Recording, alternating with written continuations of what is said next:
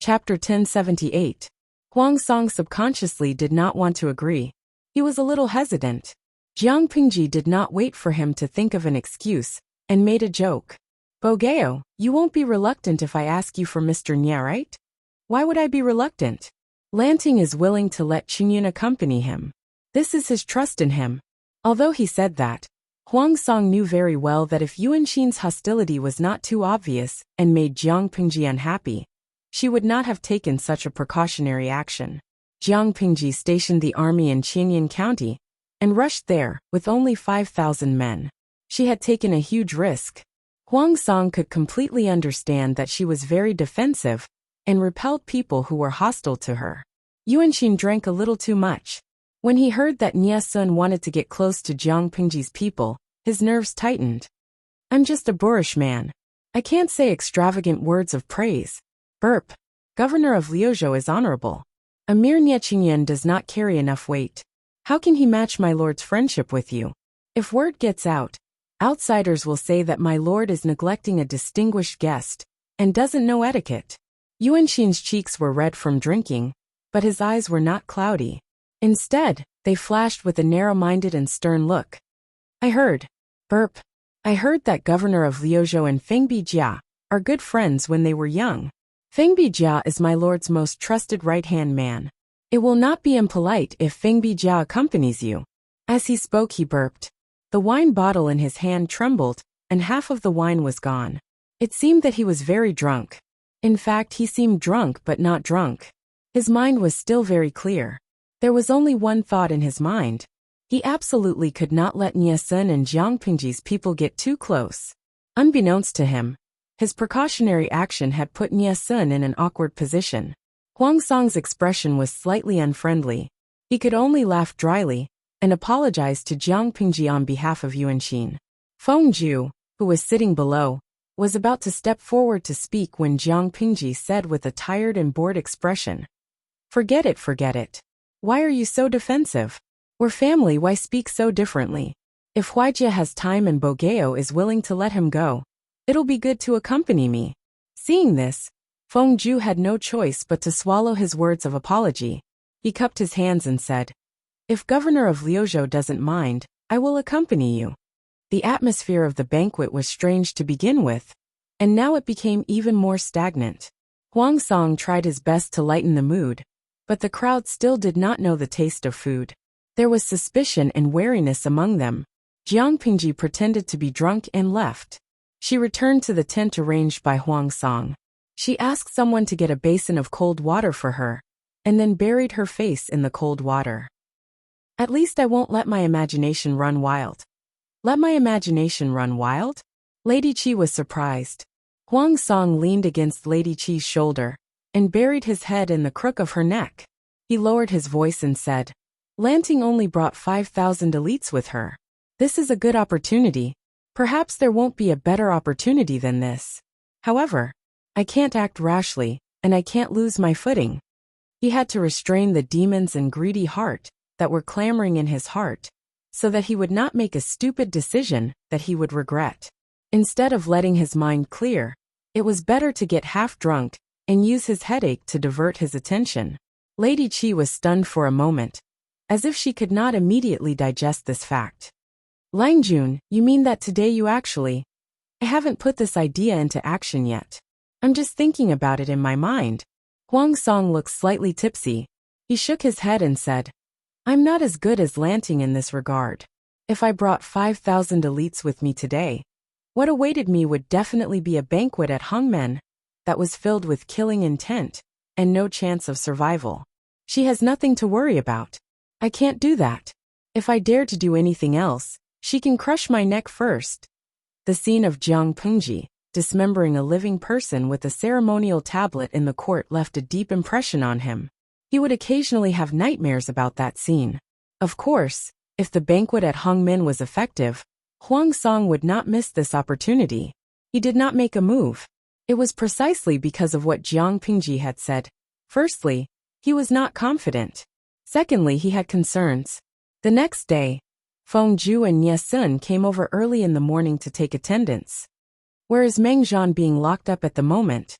Jiang Pingji did her morning exercise as usual, then brushed her teeth, washed up, and changed her clothes. She looked refreshed. Feng Zhu cupped his hands and said, Meng Zhan is locked up in the dungeon. I'll go and see him myself. Jiang Pingji glanced at him and pointed at two people. Zixiao, Sergio, you two follow me. Li Yin volunteered. My lord is traveling alone outside.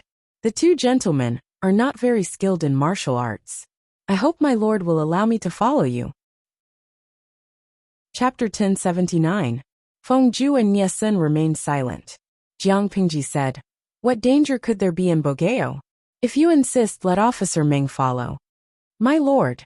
Li Yun hesitated and stole a glance at Meng Hun, who had a complicated look on his face.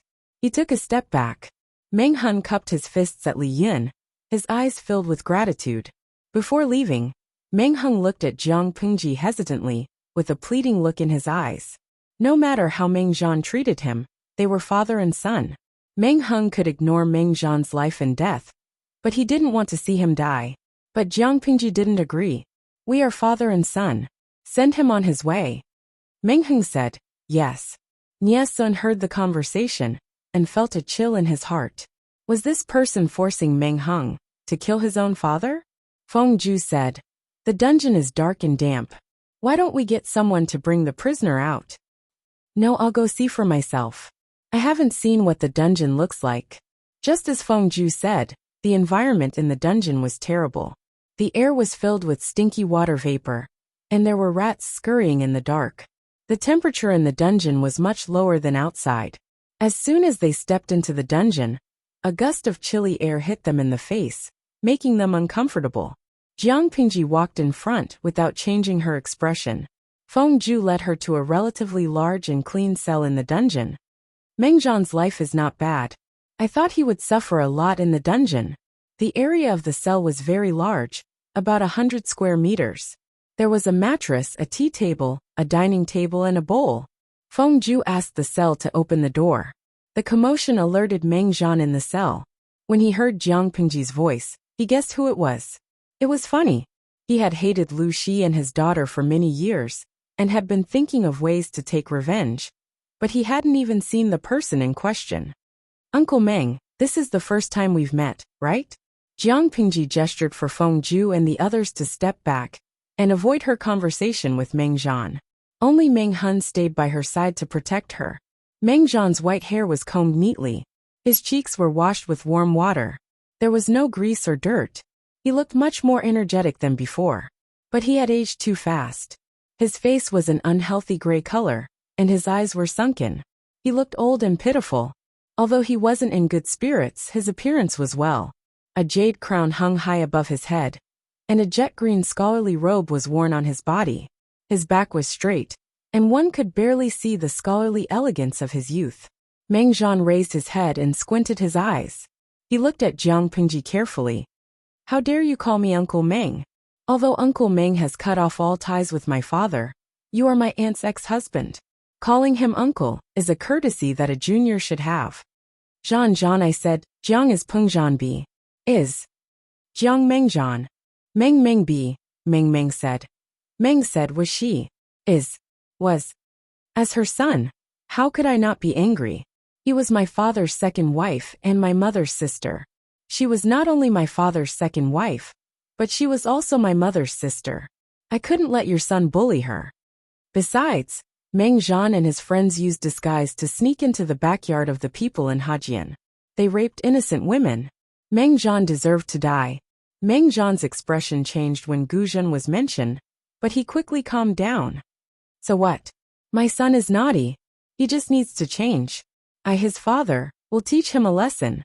Meng Zhan and his friends used disguise to sneak into other people's backyard to bully women. It was nothing new. Meng Zhan had cleaned up his mess for him many times. He was angry at his son's behavior, but what could he do? He was the only child in the family. Who else could he protect if not him? Jiang Pingji was so angry that she laughed. Did you say something in the living room? Meng Zhan raised his eyebrows. What? If you can't discipline your son, don't blame others for teaching him a lesson. I thought Meng Zhan was hopeless, so I sent him on his way. Do you know how I killed Meng Zhan? I cut open his wrist and let him bleed to death. Even though Meng Zhan had a good temperament, he couldn't hold back his anger when the enemy, who killed his son, talked about how he killed his son. Are you angry? Jiang Pingji smiled. I have more to say. Do you want to hear it? Meng Zhan sneered. You are indeed the daughter of Lu Shi and Gu Min Guzhen's stepdaughter. You are indeed vicious and shameless. I am no match for you. If I had 10% of Uncle Meng's skills, I would have no regrets. The atmosphere was tense. Meng Hun stared at Meng Zhan, his former boss, with murderous eyes.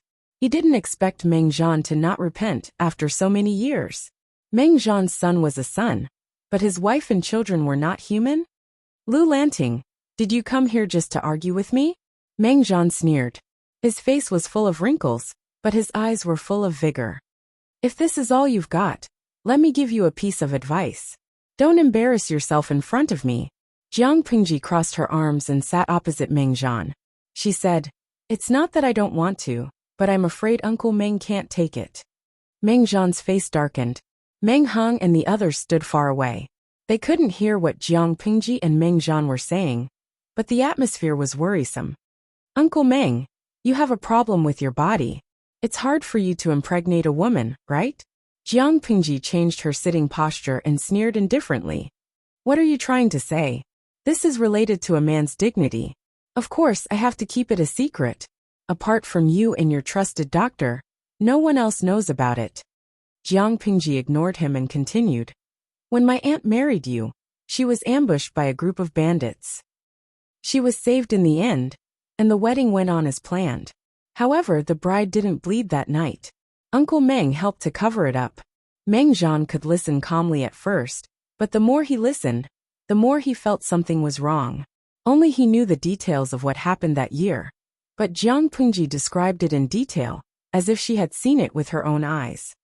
After a month, my aunt was found to be pregnant. She got pregnant on the night of her wedding. Uncle Meng was not confident because of his health. You also saw my aunt being intimate with someone, so you started to doubt the lineage of the baby in her womb. Meng Zhan interrupted her with a cold smile. It's not doubt. Meng Heng, that bastard, is not mine. He would never forget the shame of being cuckolded. His new wife had an affair with someone else. He suddenly sighed. It's a pity. Jiang Pingji frowned. What's a pity? Meng Zhan's face flashed with fierceness. It's a pity that the 4 self-accomplishment classics for women was published too late. If it was 20 or 30 years earlier, before the 4 self-accomplishment classics for women was published, society was still very open. It was not a big deal for a woman to keep a man. Losing her virginity before marriage was not a serious matter. At most, people would gossip about her, but it would not kill her. Chapter 1080. He didn't expect Guzhen to treasure the bastard so much. It made Meng Zhan feel like he was slapped in the face. After that, Meng Heng took the title of the eldest son, and took the position of the Mengs. Bastard. Did he deserve it? Sigh. It's a pity for me too. Meng Zhan's eyebrows twitched. He wanted to hear what kind of tricks this person in front of him had. Do you really think Cousin Heng isn't your son? My aunt doesn't have a second man except for you. Whether it was before or after marriage, or after divorce, she never betrayed you. Even when she married my father, the two of them maintained their original relationship. Jiang Pingji smiled. Moreover, do you know who wrote the 4 self-accomplishment classics for women? If you knew who she was, you would skin her alive and drink her blood. Why would it be a pity? Meng Zhan didn't believe her. He sneered. You should ask Guzhen if she has the guts to accept it. Meng Zhan believed his eyes. Guzhen was the only woman he loved and hated. She betrayed him again and again. Did she really think he was afraid of the Guz and the Lus? Of course she has the guts to accept it. I'm just afraid you don't have the courage to admit your mistake. Meng Zhan was a confident and stubborn person. He had a typical trait. He wouldn't shed a tear in front of a coffin. He wouldn't turn back, even if he broke the wall. He wouldn't believe that he was wrong. He would only believe in the information he deduced. If she killed Meng Zhan without doing anything, he would still die for her because in his heart, he wasn't wrong. If so, Jiang Pingji would shatter his confidence with solid evidence. She would show him who was wrong.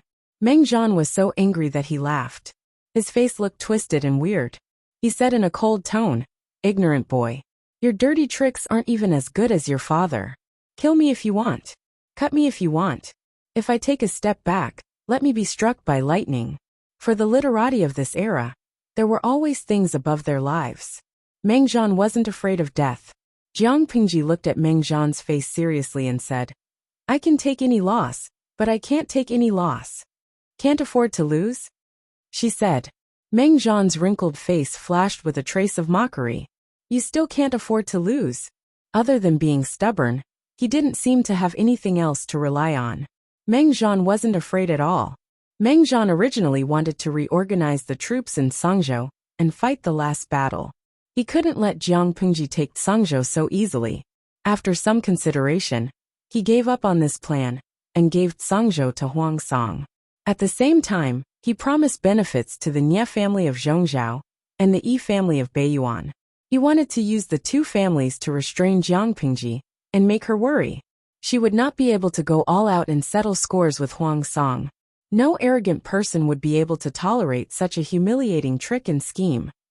But she had no choice but to bear this loss, unless she disregarded the bigger picture and courted death on a whim. No matter how strong she was, she wouldn't be able to survive a large-scale war. He had not recovered from the battle at the northern borderline. How could she withstand the combined pressure of the Nie clan and the Yi clan? Meng Zhan was fearless because he knew all this. Jiang Pingji crooked her finger at Meng Zhan. Her tone suddenly turned cold. "I have something to say to you. Meng Zhan, you old man. Remember this even when you are in front of the king of hell. Anyone who makes me suffer, I will make him suffer 10 times, 100 times, 1,000 times." Jiang Pingji had experienced all kinds of situations in her 2 lives. From a lowly and insignificant genetic warrior to a commander with military power. Did he really think she got there with her fists? Meng Zhan was not bad. He made her suffer without saying a word. But, did Meng Zhan think about her revenge before he did it? Meng Zhan didn't feel angry when he heard her bold words. Instead, he laughed his head off. He hadn't been this happy since Meng Liang died. "I'll be waiting." Jiang Pingji curled her lips and turned to Meng Hun, who was trying hard to control himself. "Captain Meng, you can leave. Call Sergio and Qingyan here." Meng Hun hesitated, but he couldn't disobey Jiang Pingji's order. "Yes." Meng Zhan was stunned when he heard the name Sergio. It took him a while to realize it was his eldest son, Meng Hung. When Meng Hun walked out of the cell, Jiang Pingji said meaningfully, "Meng Zhan, open your eyes and see what you've done all these years." Meng Zhan didn't care, but he soon lost his composure. He opened his eyes wide in shock, which reflected his feelings at the moment. "What sorcery is this?" The dark cell was suddenly lit up. Meng Zhan subconsciously covered his eyes with his hands. It took him a while to get used to the sudden light. When he put down his sleeves, the environment around him suddenly changed. He ran from the dark cell to the main hall of the luxurious mansion. Looking at the decorations around him, he realized many of the furnishings were for the royal family. While he was confused, he saw a man in luxurious clothes flirting with 2 maids. He was about to put his hand on one of the maids' breasts. At that moment, a cold snort came from nowhere. "Humph! You're still messing around here?" Meng Zhan was frightened to see a red figure suddenly appear in the place where there was no one. This person was extremely beautiful. Her face was covered with gorgeous makeup, which made her look very flirtatious. This person's appearance could be called peerless seductress. The man who was standing before saluted in fear. "Mother! Mother?" Meng Zhan's expression didn't change. He calmly analyzed the identity of the two. As the man and the woman talked, Meng Zhan realized their identity with cold sweat. One was Wu Majun, the 4th prince of Dongqing, and the other was Wang Guifei, who had died 800 years ago. Just when he was panicking, he heard a voice that made him clench his teeth in disgust and hatred. "Yo, yo, yo! You really have 9 lives. Last time I broke your neck, but it didn't kill you. Now you're alive again." The cynical voice came from outside the door. Meng Zhan followed the voice and found that Lu Shi couldn't see him. No, she wasn't Lu Shi. Meng Zhan quickly found that the Lu Shi he saw was more immature than the one he saw before. Vaguely, he had a guess. Everything in front of him was fake. It was most likely someone's memory. As for who that person was, Meng Zhan had already guessed it. He ate vegetarian and prayed to the Buddha, but he didn't believe in such things. Instead, he scoffed at it. But when he saw the unnatural phenomenon with his own eyes, he had to believe it. Meng Zhan calmed down. He wanted to see what Jiang Pingji was up to. The woman in red, Wu Ma Jun, and the immature Lu Shi couldn't see Meng Zhan. They talked among themselves. The more Meng Zhan listened, the more shocked he became. When he learned that Lu Shi adopted Lu Huan and pushed her and Wu Ma Jun to have sex with each other, he laughed. Lu Shi, you aren't any more arrogant than me. Lu Shi was a cruel and merciless person to come up with such a plan. But that was between Lu Shi and the devil. It had nothing to do with him. Chapter 1081. Meng Zhan had never thought that the truth could be so cruel. Yes, I did all these things. At least I am brave enough to take responsibility for what I did. I am better than those whores who pretend to be innocent. The woman in red was emotional. Don't think that you are so noble. Go back to your mother's grave and ask her how she was. She stole her brother-in-law and pushed her sister to Meng Zhan. Now look at how Meng Zhan treated Gu Zhen. She deserved to be avenged. There was too much information in this sentence. What did she mean by Gu Min stole Lu Shi? Meng Zhan was the one who had proposed Gu Zhen's marriage. He had even heard Lu Shi complain about Gu Min's concern for Gu Zhen's marriage. More importantly, Gu Min had listed many talents in Dongqing, but she only had strong opinions about Meng Zhan. She had never considered him. If Meng Zhan hadn't asked for Gu Zhen's hand in marriage and talked to Lu Shi, the marriage might not have happened. Thinking about the strange experience of the woman in red, a scary thought spread in his mind. His mind was racing. The conversation between the woman in red and the young Lu Shi was still going on. My father said that Meng Zhan was a gentleman. When he married my stepmother, he promised to treat her well. But after a few years of marriage, Meng Zhan went against his promise. I don't doubt my father's judgment. He and Meng Zhan were best friends. There was no conflict of interest between them. Meng Zhan didn't have to lie to him. So what did you do? Meng Zhan suddenly remembered the promise he made when he was young. He fell in love with Gu Zhen at first sight. He could still remember the scene in the Lu mansion. He couldn't forget it even in the middle of the night. So what if she was the daughter of a concubine? Except for her low birth, Gu Zhen met all the requirements to be the wife of the Mengs. Meng Zhan was young and aggressive. He wanted to marry someone he liked. Meng Zhan hadn't recovered from the memory when the woman in red's voice exploded in his ears. Gu Zhen's wedding night didn't fall. In order to help her gain a foothold in her maiden family, I gave her a congratulatory gift so that she could have a child in one night. Meng Zhan clenched his fists. The young Lu Shi asked what was on his mind. And then, on the night before Gu Zhen's wedding, she was ambushed by a small group of bandits on the way to the wedding. In the end, it was a close shave, but there were rumors that Gu Zhen had lost her virginity to the bandits. The wedding was just around the corner, so it was impossible for it to fail.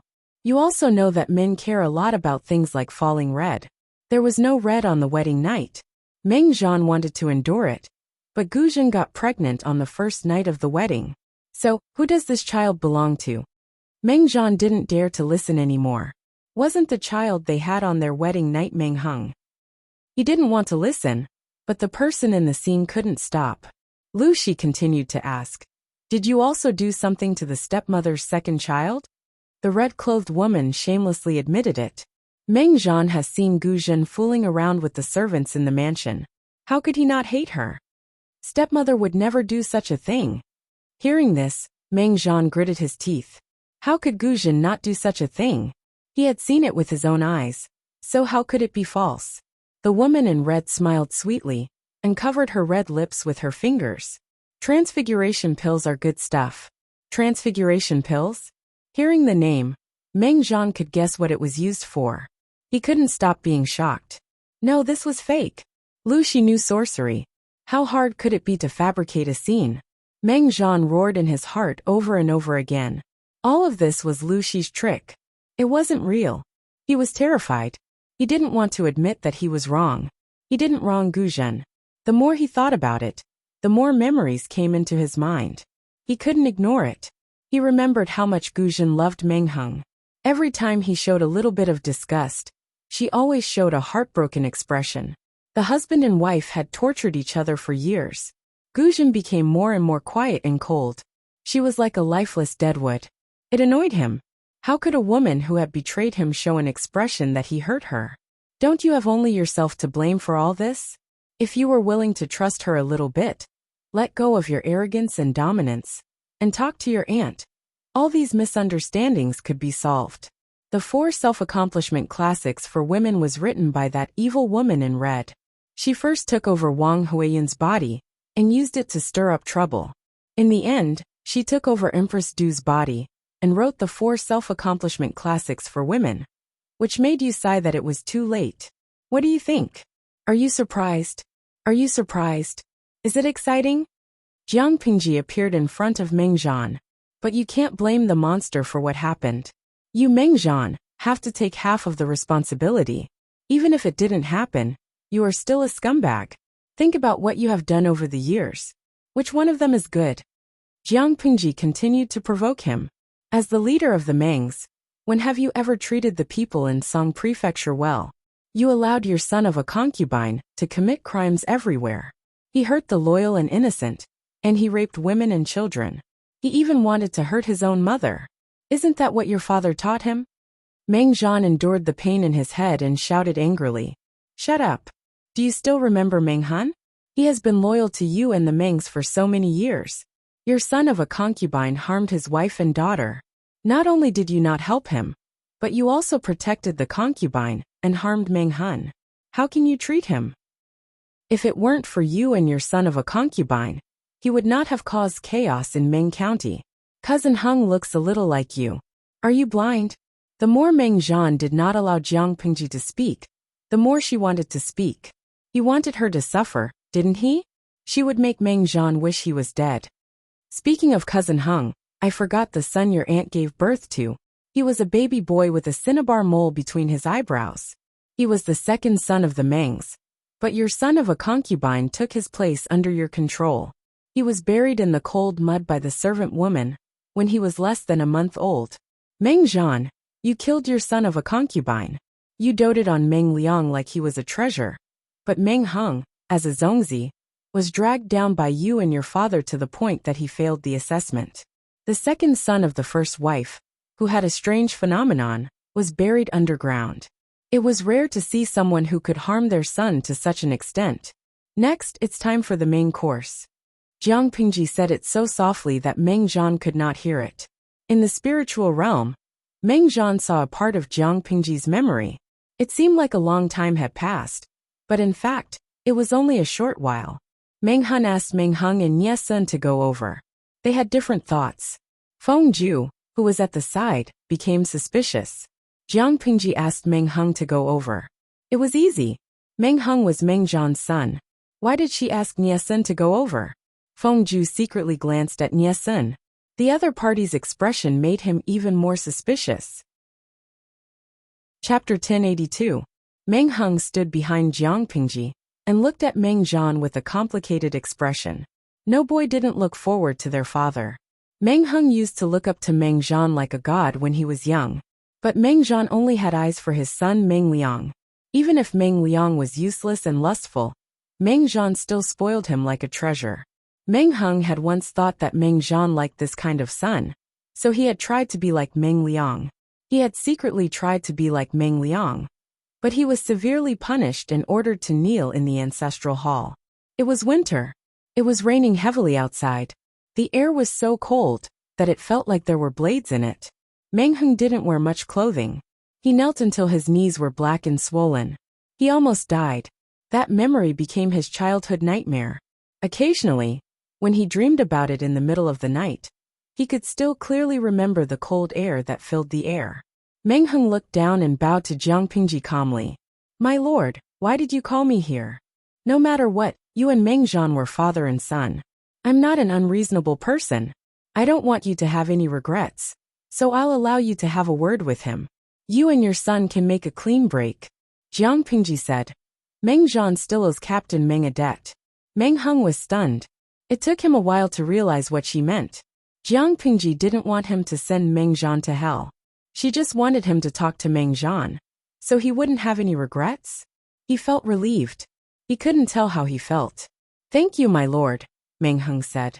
Meng Liang was the direct murderer of Meng Hen's wife and daughter, but Meng Zhan was also an accomplice. Meng Heng had no right to stop or resent her. Jiang Pingji stood up and walked to the door of the cell. She turned her head and whispered, "His emotions aren't stable. Don't get too close." Jiang Pingji made way for Meng Heng, but she didn't go too far. This distance wouldn't make Meng Heng feel like he was being watched. It also wouldn't let the situation get out of her control. Meng Heng's eyebrows relaxed after Jiang Pingji left. He saw Nie Sun standing on the side and became suspicious. What was Nie Sun doing there? He didn't think further because he was pressed for time. "Father, Patriarch Meng."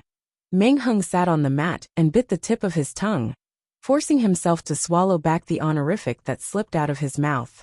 He had already been expelled from his sect, and he had cut off all ties with Meng Zhan. If he called him father now, Meng Zhan might not even acknowledge him. Meng Zhan was immersed in his own world. He was on the verge of breaking down. When he suddenly heard someone calling him, he became more alert. When he looked up, he saw Meng Heng's face. Meng Zhan was so agitated that he couldn't control his emotions. He jumped forward with a ferocious face, and half of his body crossed the short table. "Meng Shurjiu." Meng Zhan's face looked ferocious as he shouted Meng Zhan's full name.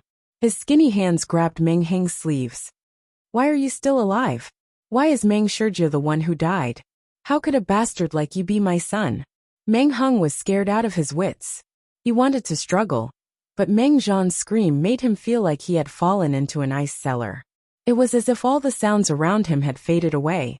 What did it mean to be a bastard? Meng Heng didn't struggle. Instead, it gave Meng Zhan a chance to go further. He didn't believe what Jiang Pingji had said. It must have been an illusion created by her witchcraft. Everything was to deceive him. He couldn't have done anything wrong after all these years. Meng Heng was a bastard of Gu Zhen and someone else. He wasn't his son at all. Meng Zhan only had one son in his life. His only son was killed by Lu Shi. The bastard that he had raised for more than 20 years had turned to Lu Shi. He didn't care about Meng Liang's blood feud. "How could you be my son?" Meng Zhan looked thin and weak, but the power he had was terrifying. Meng Heng didn't have time to react. He grabbed his neck and couldn't get away. Nie Sun was also shocked by Meng Zhan's words. When he came back to his senses, Meng Heng's face had turned green. Without hesitation, Nie Sun kicked Meng Zhan's shoulder. Meng Zhan screamed in pain and let go of his hands. Meng Heng's eyes were filled with tears. His eyes were bloodshot. He couldn't believe it. Was this the reason why Meng Zhan had hated him for so many years? Meng Zhan was the first to react. He pulled out the sword on Meng Heng's waist and stabbed at Meng Heng with the shiny blade. In a flash, Nie Sun didn't have time to think. He grabbed Meng Heng, and the two of them rolled together to avoid the sword. Meng Zhan was the first to react. He pulled out the sword on Meng Heng's waist and stabbed at Meng Heng with the shiny blade. Meng Zhan had lost his mind. Seeing that Meng Heng had escaped, he followed up with another attack. "You are crazy!" Nie Sun blocked with the body of his sword. He had underestimated Meng Zhan's strength, and the sword almost fell out of his hand. Kill this bastard. It's all a lie. He is a bastard." Meng Zhan's eyes were red. His old face was twisted and hideous. Nie Sun had stopped him from killing Meng Heng, so he would kill Nie Sun as well. "How dare you stop me, you deserve to die." Meng Zhan couldn't control his emotions. All kinds of messy thoughts were about to burst his brain. Die. Scholars in ancient times all learned the 6 arts of gentlemen. Meng Zhan had learned swordsmanship as well. At this moment, he wanted to kill Nie Sun and Meng Heng with no regard for his life. Every move was aimed at the Achilles heel. Nie Sun's left arm was cut. "Watch out." Meng Heng regained his composure. He saw Meng Zhan's sword was about to stab Nie Sun's chest. He didn't care and rushed to grab Meng Zhan's legs. Meng Zhan's movement was blocked, so the sword in his hand missed. The tip of the sword went into Nie Sun's shoulder, and Nie Sun's sword went into Meng Zhan's chest. Everything happened so fast. When Wei Ci and the others realized what had happened and rushed over, it was already too late. With a clang, The sword in Meng Zhan's hand fell to the ground. Nie Sun was also shocked. He let go of the sword that was covered in sticky blood. Although the sword didn't hit the heart, it was still a vital part. Even if the doctor could get here, Meng Zhan would still die. The pain in his chest suppressed the swelling pain in his head. His mind slowly came back and his hideous face softened. Sure, Sergio. Meng Zhan opened his mouth, but his tone was calm. Meng Hung was still in a daze. He let go of his hands and held Meng Zhan's body. The sticky and glaring blood rushed into his eyes. He was out of his wits. His pale lips were trembling. He said, Meng. Master Meng? Meng Zhan heard the name. His pale face showed a trace of mockery and tiredness. His chest was hurting. He lowered his head and looked at the direction of the sword. He looked at the young man, who put the tip of the sword into his body. He was about 25 or 26 years old, with a handsome face and a bright red cinnabar mole between his eyebrows. That face, that cinnabar mole? Suddenly, Jiang Pingji's words rang in his head. Chapter 1083. You dote on Meng Liang like she's a treasure. Who was Meng Liang? He was the son of a concubine in the Meng's family. Because of Meng Zhan's favoritism, he took the title of the legitimate son. The voice in his head refused to let him go, clearly pointing out what stupid thing he had done. As a Zongzi, Meng Hung was dragged down by you father and son to the point that he failed the assessment. When Meng Zhan thought of this, his already uncomfortable chest hurt even more. It was as if a hand was squeezing his heart, trying to crush it. Meng Zhan was in so much pain that he couldn't even open his mouth. His face was drained of color, and his hands and feet were as cold as ice. Putting aside all prejudice and enmity, Meng Hung was indeed an outstanding Zongzi. He was gentle, elegant, and meticulous. Even if he couldn't bring the Meng family further, he wouldn't lose the support of the people like he did. Because of his indifference, the lowly concubine who gave birth to Meng Liang was promoted to a noble concubine and had the authority of a lady. As the eldest son, Meng Hung was in a difficult situation. Under such circumstances, the young Meng Hung was still able to find a way out for himself and go to Shangjing to study. Now that she thought about it, it was indeed extraordinary. Unfortunately, Meng Zhan had always thought that Meng Hung was a bastard. He thought that Meng Hung was proof that Gu Zhen had betrayed him. He didn't like him at all. If the family elders hadn't forced him to make Meng Hung the Zongzi, he might not have hated this child so much. The Mengs were a big family. How could they lack Meng Heng's food? However, Meng Hung had become the Zongzi and occupied a position that did not belong to him. The better Meng Hung behaved, the more Meng Liang looked like mud in comparison, the more Meng Zhan hated him. He saw Meng Hung as a disgrace that could never be erased. Meng Zhan suddenly remembered what Jiang Pingji said. Gu Zhen's second son, that second legitimate son, was really dead? Meng Zhan's face was sweating from the pain. His vision started to blur, but he still kept his eyes wide open and stared at Nie Sun. How could he forget this face? Nie Sun's appearance was extremely similar to Gu Zhen when she was young. He was full of vigor, and his eyebrows were in high spirits. It was unforgettable at a glance. The cinnabar mole between her eyebrows was bright red and round, as if it wanted to draw in all the gazes of others. At that moment, Meng Zhan guessed Nie Sun's identity. There was a bitter taste in his mouth, and an indescribable emotion wrapped around his heart and lungs. Although he didn't know Nie Sun's name, judging from his demeanor, he wasn't an ordinary person. Who would have thought? The two sons that he had abandoned with his own hands were both dragons and phoenixes among men. The bastard son that he had doted on like a jewel was actually useless. Retribution. This was retribution. Is this your revenge? Meng Zhan was supported by Meng Hung, but he did not look at his eldest son. Instead, he stared at Nie Sun's face, as if he was trying to see someone through his face. His voice was trembling and choked with sobs. Is this revenge on me? Is this what you want to see? Only then did Nie Sun come back to his senses. He stared blankly at his blood-stained hands.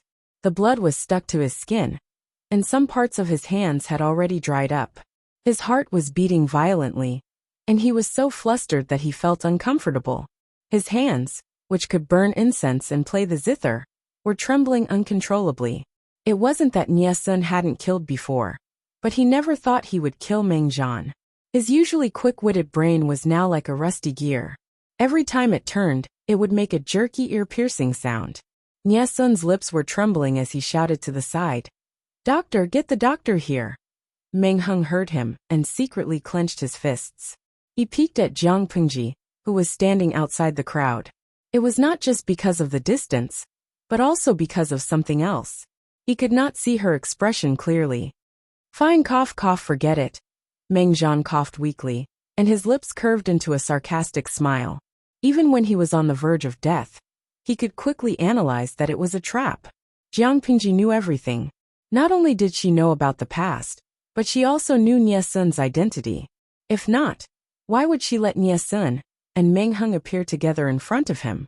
He had heard that Lu Shi's martial arts were superior, and that he could take the head of the enemy's general in the midst of an army of 10,000. With such skills, how could she not react to the situation just now? He was afraid that the situation was exactly what she wanted to see. She forced him to lose control of his emotions, tempted him to hurt Meng Hung, and finally let Nie Sun kill him. It was indeed a vicious plan. Lu Shi had no idea what kind of vicious daughter he had given birth to. At that moment, Meng Zhan finally saw how terrifying Jiang Pingji was. He felt a little scared. Wasn't she afraid that her plan would fail, and that Meng Hung or Nie Sun would be hurt by him? Meng Zhan moved his eyes with difficulty, trying to find Jiang Pingji's figure. He was caught off guard and met her cold eyes. Jiang Pingji looked at him coldly, and her thin lips curled up. "Hurry up and call the doctor." Nie Sun clenched his fists and gritted his teeth. "Magistrate Lu," Jiang Pingji said indifferently, "it's too late. We can't save him." Nie Sun lost control of his emotions. He gritted his teeth and said, "How do you know it won't work if you don't try? If he doesn't die now, he will die in a few days. What's the difference between dying earlier or later?" Jiang Pingji looked down at Nie Sun coldly. "No, Nie Chengyun, there is a difference. Meng Zhan can die in the hands of anyone, but he can't." Before Jiang Pingji could finish her sentence, Meng Zhan, who was on the verge of death, suddenly pushed Meng Hung away. He held the sword in front of his chest with both of his hands, and pushed it into his body. The blood that had just stopped gushing out like it was free. "Lu Shi, how dare you?" His eyes were wide open. Tiny cracks appeared at the corners of his eyes, and beads of blood seeped out. The expression on his face was as terrifying as that of a ferocious ghost. After 2 breaths, there was a bang. Meng Zhan's skinny body fell to the side. He didn't rest in peace until his death. Everyone was shocked by the turn of events. They were all smart people. How could they not notice the strangeness of Meng Zhan's last move? He used up the last of his strength to interrupt Jiang Pingji. He must be hiding something. Feng Ju glanced around calmly, from Jiang Pingji to Meng Hung, and then to Nie Sun. What secret did the 3 of them hide? Even if Jiang Pingji didn't finish her sentence, Feng Ju could finish it. Meng Zhan could die in the hands of anyone, but what couldn't he? Connecting the dots, the most likely possibility was, but he couldn't die in the hands of Nie Sun. A scary thought rose in his heart. Feng Ju's expression changed again. He looked at Nie Sun with a complicated gaze. No one spoke until Meng Hun broke the tense atmosphere. Although Meng Zhan has done many evil things, he is dead. Let's write off all the grudges he had when he was alive. Meng Zhan's life should have been left for him to reap. However, Meng Zhan's death in front of him could be considered as revenge. The page was turned over. Meng Heng's reaction was slow. When Meng Hun finished speaking, he said with a dry voice, "I beg my lord to allow me to collect his body. Although he deserved it, I had a father-son relationship with him for more than 20 years.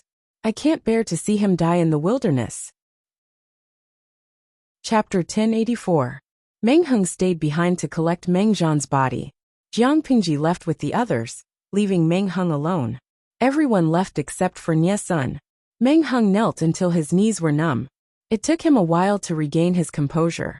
From the corner of his eyes, he saw Nie Sun, whose expression he could not see clearly. "Cheng Yun, your arm is still injured. It's not suitable for you to stay in the damp and cold dungeon." He put Meng Zhan's cold body on the ground, opened his hands that were holding the sword, and uncurled his fingers one by one. Only then did Nie Sun return to his senses. His throat emitted a sound like that of a wild beast, as if he was suppressing a strong emotion. Wow!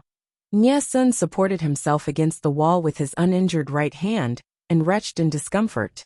Meng Hung raised his hand and closed Nie Sun's eyes. He didn't seem to notice Nie Sun's abnormal reaction. What's your relationship with the Meng family? Nie Sun wiped the remaining stain on the corner of his mouth with the back of his hand and panted. I'm from the Nie family of Zhongzhao's Bian prefecture. How could I be related to the Meng family?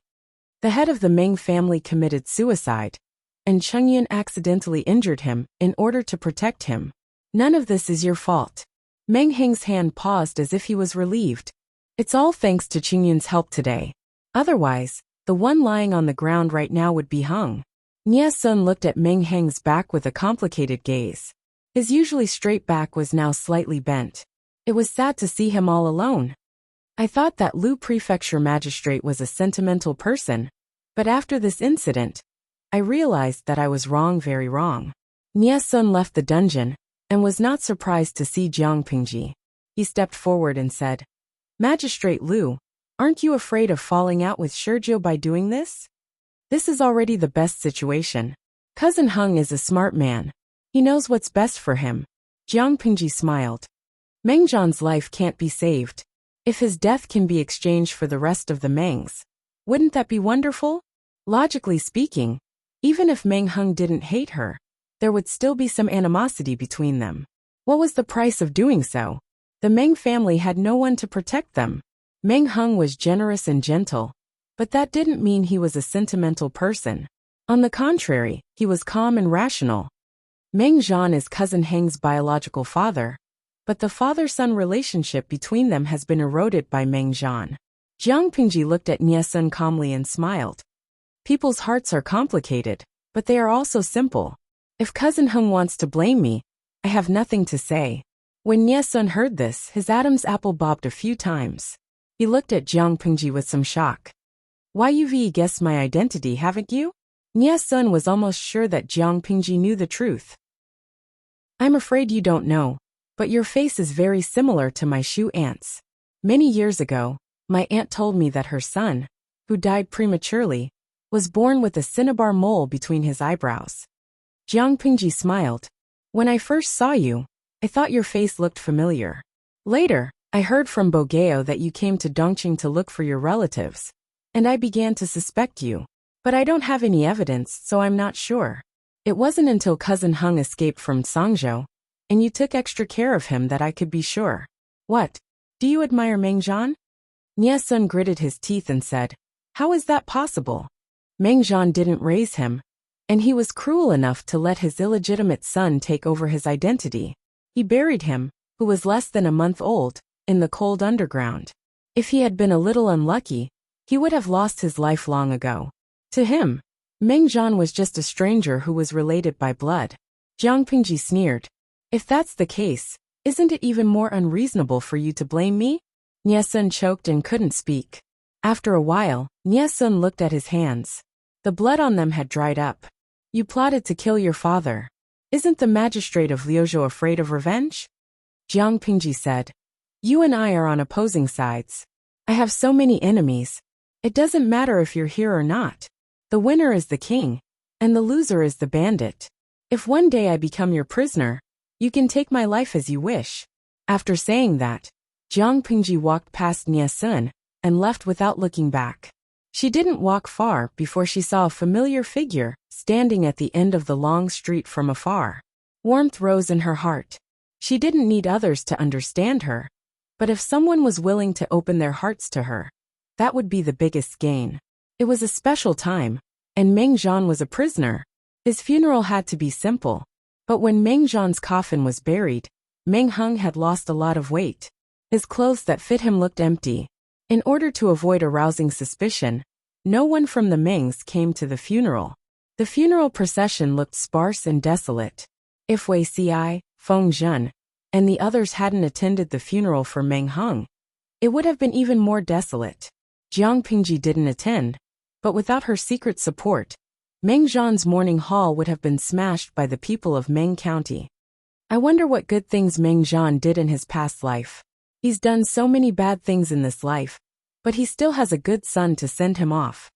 Meng Hun's revenge was avenged, but the knot in his heart wasn't so easily resolved. If nothing had happened to his wife and daughter, he would have a grandson by now and become a happy and peaceful father-in-law. Feng Zhen smiled as he poured wine for Meng Hun and filled up his own goblet. Officer Meng, why don't you have another wife? You've already avenged your wife and niece. It's time for you to move on. The dead are gone, but the living are like this. They can only rest in peace if you live a good life. Meng Hun shook his head. He didn't want to have another wife. He just wanted to be loyal to his lord and repay him for saving his life. Feng Zhen said casually, Meng Zhan is dead. The grudge from back then has finally come to an end. Meng Hun snorted and put down the goblet. Sure, you don't have to beat around the bush. I'm a rough guy. Just say what you want to say. Feng Zhen didn't feel awkward. Instead he smiled. Since Officer Meng has spoken, I'll speak the truth. The trouble Meng Zhan caused shouldn't involve his children. My lord will treat the Meng's branch family lightly. I'm letting you know about this in case you feel uncomfortable. Plus, Sergio is my lord's cousin. He's talented and will be put in an important position in the future. Officer Meng and him. It was a big taboo to not be on good terms with each other. Meng Hun was silent for a while and asked, Is this what my lord wants? Feng Zhen smiled. No, my lord. I'm just guessing. Meng Hun downed the wine in the goblet and snorted. Meng Sergio has been with my lord for a while. Have I ever made things difficult for him? Feng Zhen cupped his hands and said respectfully, Officer Meng is broad-minded. You're thinking too much. I'll drink this as a punishment. Meng Hun raised his hand to stop him and said angrily, There's only one jar of good wine. How much do you want to drink? After the funeral, Meng Hun immediately changed out of his mourning clothes. He wore plain clothes with a plain white belt around his waist. That night he went to look for Jiang Pingji. I thought Cousin Hung would come looking for me earlier. Chapter 1085. Master. Meng Hung was about to bow, but Jiang Pingji stopped him. There are no outsiders here. You don't have to call me Cousin Hung in private. Meng Hung shook his head and said sternly, Etiquette cannot be ignored. Although Hung is the Lord's cousin, he cannot easily overstep his boundaries. No matter how good their relationship was, it could not withstand the slightest neglect and rudeness. Meng Hung did not want today's intimacy to become rudeness in the future. Jiang Pingji secretly rolled her eyes and sighed. Cousin Hung is good in every aspect, but he's too cautious. Meng Hung did not say anything. This cautiousness and politeness were deeply ingrained in his bones. It was not something that could be changed in a short time. If he hadn't been careful and meticulous, he probably wouldn't have lived to this age. Jiang Pingji grabbed a table and leaned half of her body on it. She asked casually, What does Cousin Hung want to know? Meng Hung was definitely not looking for him for official business. It was most likely related to the dungeon incident. I'm very happy that Cousin Hung still chose to trust me. Jiang Pingji smiled. If Meng Hung was unhappy, he could ask Nia Sun, but he didn't. Instead, he waited until Meng Zhan's funeral was over. Since Cousin Hung treats me with sincerity, I can't lie to you. Meng Hung sat upright, like a green bamboo that would not bend in the face of wind and rain. His tenacity and integrity were what Jiang Pingji admired. Nia Chernyan. He's the Meng family patriarch's lost pearl in the vast ocean? Meng Hung had already guessed that Nia Sun was related to him by blood, but he had not guessed that Nia Sun was his younger brother from the same mother. Jiang Pingji sighed. It's a long story. I'm afraid that Cousin Hung doesn't know that Meng Liang isn't my aunt's child. What? Meng Hung widened his eyes in shock. Jiang Pingji said, Back then, my aunt and Meng Zhan's concubine were pregnant at the same time. They gave birth to a son almost at the same time. Meng Zhan didn't want to mistreat the concubine's child, so he allowed the concubine to swap the concubine. The Shu aunt's real child was replaced by a concubine and died in less than 2 days. The maidservant buried the baby carelessly. Luckily, a passing maidservant dug it out and sold it to Zhongzhao. Meng Hing's clenched fists trembled uncontrollably. At that moment, he was almost speechless. Nia Sun, he's that child? No wonder, Meng Zhan Meng Liang. and the concubine were like a family. However, Meng Hung had always wondered why his father let the concubine raise his second son. This was the crux of the problem. I think Shu Aunt probably didn't want your situation in the Meng residence to become more difficult, so she didn't tell you these old matters. Jiang Pingji took a sip of the sake. The bland taste of the wine spread in her mouth, carrying a tinge of bitterness.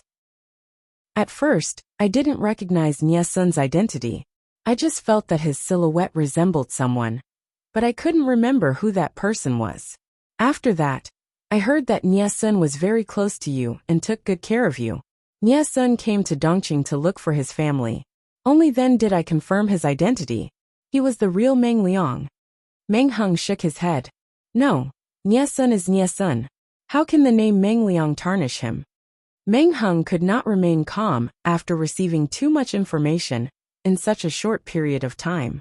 My lord, you already knew of Nie Sun's identity. Then did you also deliberately facilitate the dungeon incident? Jiang Pingji smiled. Cousin Hung, are you bitterly disappointed? Are you suspecting that I deliberately pushed you into a dead end? Meng Hung shook his head weakly. He looked listless, as if he had been drained of all his energy. My lord, you are highly skilled in martial arts. You were not far away at that time, but you were watching from the sidelines. It shows that you were confident. Meng Liang's sudden outburst was not something that could be controlled by an outsider. I'm just not sure. Did you want me to kill Meng Liang in your plan? Jiang Pingji frowned. Let you kill him? What's the difference between that and crippling you myself? Meng Hung was different from Nie Sun. If Meng Hung accidentally killed Meng Zhan, he might be depressed for the rest of his life. My lord, you want to cripple Nie Sun? Cousin Hung, are you soft-hearted? Humans are not plants. How can we be emotionless? Meng Hung did not deny it. He really had a good impression of Nie Sun. Nie Sun looked very similar to his mother, which made them feel closer. Meng Hung was surprised and happy to hear that Meng Liang was his biological brother. He could not bring himself to do it. Meng Heng's lips moved. His eyes were filled with complexity and struggle. Although they were not brothers, Meng Hung could not cripple Nie Sun as soon as they met. Jiang Pingji sneered. Nie Qingyan is not cousin Hung. His heart is much colder than you think. As a father, he gave birth to him but did not raise him. To him, Meng Zhan was not only not his father, but also his mortal enemy. He offered advice to Bogeo many times and made trouble for me many times. This incident in the dungeon can not only end the grudge between me and Meng Zhan, but it can also serve as a warning to Nie Sun. I have done this with a clear conscience. If I had to apologize, it would be cousin Hung. No matter how bad he is still your father. Was Nie Sun allowed to plot against her, but she was not allowed to? Moreover, Jiang Pingji's real purpose was to let Meng Zhan die with everlasting regret. Nie Sun was just a convenience. How could Meng Hung agree? What Meng Zhan had done was not just about personal grudges. It was about the country. It was enough to drag the entire Mengs into eternal damnation. Even if Meng Hung still had a trace of father-son relationship in his heart, he would not lose his head and plead for Meng Zhan. The Lord was willing to be honest with him. It was already a rare trust. Jiang Pingji did not force him. Meng Hung would think it through. After a while, Meng Hung said, Lord, what about the previous arrangements? He had wanted to sow discord between Huang Song and Nie Sun. He wanted to use Nie Sun as a breakthrough point to split them from the inside and cause discord between them. Now that this had happened, of course it has to continue. But I am not a cold-hearted person. If cousin Hung is unwilling, I will not force you. Meng Hung shook his head. He did not bring up this matter to quit midway. It is most appropriate for Hung to handle this matter. The Lord has given Hung an important task, and Hung will repay it as a national hero. Meng Hung was not stupid. The struggle for hegemony was not a child's play. One careless move, and he would lose everything. Feng Jin and Feng Ju parted ways because of this. What did he and Nie Sun count for? Meng Heng's side was solved, but Nie Sun's troubles had just begun. After that day in the dungeon, Feng Ju told Huang Song about his speculation. Huang Song was stunned. You mean, Chengyan is from the Mengs, and he is Meng Heng's younger brother? Why would he hide such an important matter from me? Most likely, it would be fine if Nie Sun was not in the know. But Yuan Xian had told Huang Song that Nie Sun called Meng Hung elder brother. Considering Nie Sun's reaction in the dungeon, Meng Hung obviously knew about it, but he did not want to make it public. What was his motive? Song is happy for Cheng Yun that he has found his family. Is there a need to hide it like this? The more he thought about it, the more Huang Song felt uncomfortable. Feng Ju said, Lord, this matter is of great importance.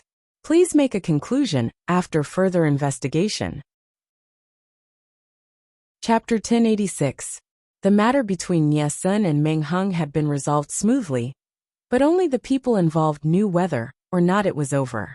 Huang Song still held a grudge. Who asked Nie Sun to deceive them first? Even though Huang Song did not show it clearly, Nie Sun was a shrewd person. He felt somewhat bitter in his heart. Nie Sun had mixed feelings as he watched Meng Hung visit him every few days. He had something to say, but he didn't know whether he should say it or not. Aren't you afraid that Lu Shi will suspect something? Nie Sun finally couldn't hold it in any longer and probed. If Hung distanced herself from you, Master would be suspicious. You and I have a clean relationship, so there's no need to hide it. It'll only make people gossip. Meng Hung let out a bitter laugh, as if he had his own difficulties. According to the logic of ordinary people, brothers who had finally reunited with each other should naturally be on good terms with each other. How could they not contact each other until death? Before they acknowledged each other, their relationship was already pretty good. Now that they were related by blood, there was no reason for them to drift apart. Nie Sun was at a loss for words. Meng Hung was like a piece of sticky candy that came to him of his own accord. He had not been able to get rid of him before, but now, he would stick to him even if he did. Right now, the most troublesome thing was not personal affairs, but the activity outside Zhangjiang Pass and Yumen Pass. After the Meng's manor was raided, the letters between Meng Zhan, the Nies of Zhongzhou, and the Yis of Beiyuan were also exposed. Not only was the Mengs pushed to the teeth of the storm again, but the grim situation at the border was also on the table of Jiang Pingji and Huang Song. If the two of them fought, others would definitely take advantage of it. The best solution was for the two families to continue to form an alliance and help each other. Only then would the Zhongzhou clan and the Beiyuani clan not dare to act rashly. When Feng Ju visited Jiang Pingji on behalf of Huang Song, the audience in the streaming room exploded before she could. Suega. I've been following the live stream for so many years, but this is the first time I felt so aggrieved. The streamer is the one who has been wronged. Not only did she not give her personal space to heal her wounds, but Huang Song shamelessly came up to her and wanted to form an alliance with her to fight against the enemy. Shenjia. I've been a bit depressed lately. Although I've gotten back some face from Meng Zhan, I'm still not happy. Fei Fei Fei. The streamer's ultimate move takes a long time to charge up. Mushroom soup hot pot. Calm down. This has happened a lot in history. Our boss Chao, because of his lust, played with Mrs. Zhou, the widow of Zhang Xiu's uncle, which led to Zhang Xiu's betrayal. His eldest son Chaoang, nephew Chao Anmin, and General Dian Wei were all killed. What was the result? Didn't boss Chao treat poison warrior Jia Su as his precious eyeball? Jia Su was the only one among boss Chao's many advisors who died of old age.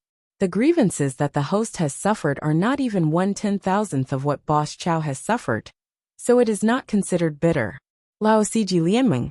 #PickNose1. The streamer wouldn't play the role of a widower who has been defeated by a general. As the audience chattered on, the topic of conversation began to stray to an unseemly degree. Jiang Pingji was calm and composed. She was not affected at all. Feng Ju looked at the big picture and hoped that the two families could let go of the past and defend the land of Dongqing together under the banner of righteousness. Naturally, she couldn't undermine him. Even if Huang Song hadn't mentioned it, Jiang Pingji would have suggested consolidating the alliance. Now that Huang Song took the initiative to bring it up, the effect was better. Feng Ju had a bad premonition that the lobbying this time was going too smoothly. He went back and passed the message to Huang Song. Huang Song also expressed that something was wrong. He kept pacing, almost making a hole in the ground. Lanting's temperament is, to put it nicely, serious. To put it bluntly, she's calculative and vengeful. After suffering such a big loss, The more generous she is and the more unfussy I am, the more uneasy I feel. I have a feeling that she's holding back some tricks. Huang Song felt uneasy, but according to the scouts' report, whether it was the 5,000 elites in Meng County or the army stationed at the border of Qinyan County, all of them were well behaved. Feng Ju thought so too. Jiang Pingji had left a deep shadow in their hearts when she was young. They couldn't help but overthink it. By the way, about Chengyan, is he still close to Meng Heng? Feng Ju said. The two of them are friends. My lord, you can't listen to Yuan Sun's words and ruin the harmony between the civil and military officials. He didn't know what kind of temper Yuan Xian had. He kept his eyes on Nie Sun and refused to let go. No matter how loyal a person was, he couldn't stand such suspicion. The more Yuan Xian did this, the further Nie Sun would be pushed away. Thinking of this, Feng Ju felt some resentment towards Yuan Xian. He was a dignified general, but instead of thinking about killing the enemy and being loyal, he kept his eyes on such a small matter. His vision was too narrow. Huang Song responded vaguely, but only he knew if he took it in. Before Nie Sun's identity was exposed, Huang Song naturally believed him. No matter how much Yuan Xian talked, he never wavered. Ever since he found out that Nie Sun was deliberately deceiving him, Huang Song had a grudge. This grudge was very, very small, but it was a seed of suspicion. It took root fiercely. Yuan Xian snitched on him every now and then, which became the best nourishment for the seed to germinate. One day, it would grow into a towering tree. Seeing Nie Sun go to the big pit and never return, Wei Xi felt even more sorry for Yang Xi. What was the connection between the two? In his previous life, Yang Xi had been harmed by his lord by sowing discord. In the end, he had no choice but to be recruited by his lord. Speaking of Jing Rong, there should be good news coming from his side soon, right? Jiang Pingji had been in Meng County for some time. No matter how good it was still Huang Song's territory.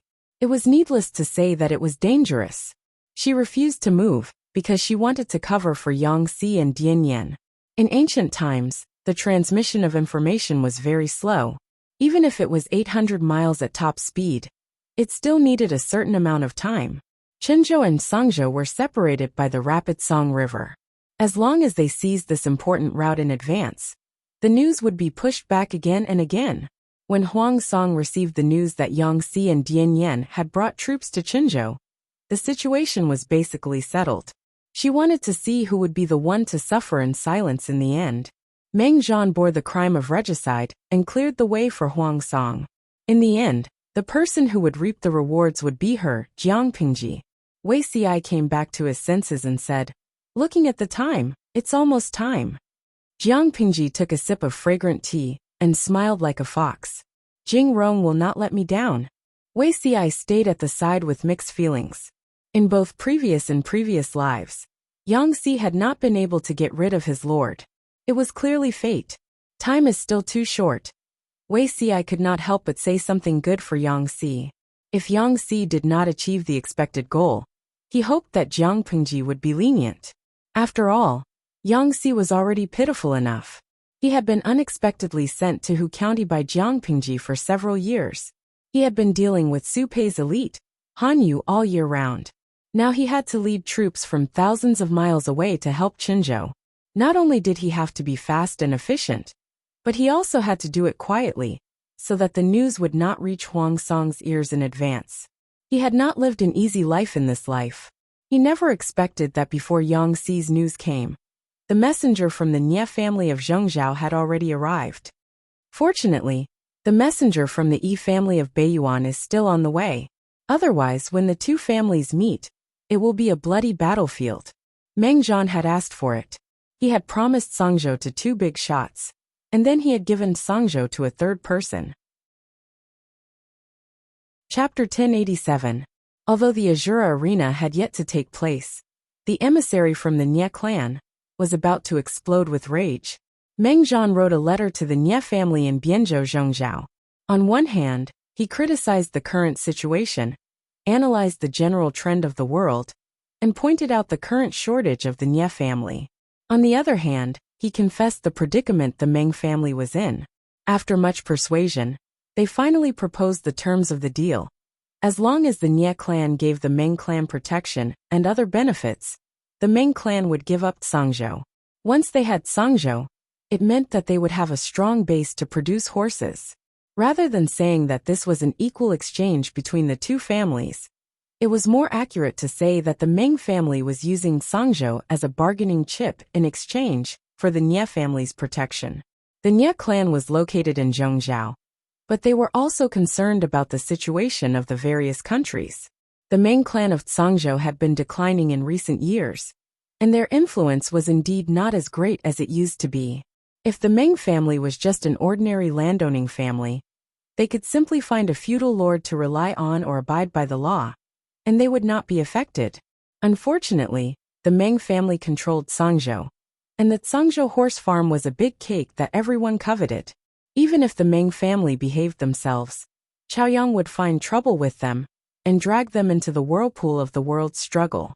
After thinking about all this, the Nye clan didn't doubt Meng Zhan's letter. They immediately sent their elite disciples to Zhanjiang Pass as messengers. Who would have thought that when they showed the token that Meng Zhan had given them, the guard of Zhanjiang would make all sorts of excuses? The emissary of the Nye clan was keenly aware that something was wrong. He secretly sent someone to inquire about the situation inside the pass. "You're going too far." Meng Zhan begged the Mengs for help like a stray dog, but now he's changed his mind. Is the Mengs really a pushover? The royal family of Zhongzhou no longer existed. Currently, there were many feudal vassals standing side by side. Among them, the Nye family was the strongest. The Nye clan's advantages and disadvantages were obvious. If they could take Sangzhou, it would be of great strategic importance to them. Song Prefecture's horse farm was vast and rich in warhorses. The quality of the warhorses was comparable to that of the northern borderline. Zhanjiang Pass was Dongqing's natural stronghold. The terrain was extremely steep, making it easy to defend and difficult to attack.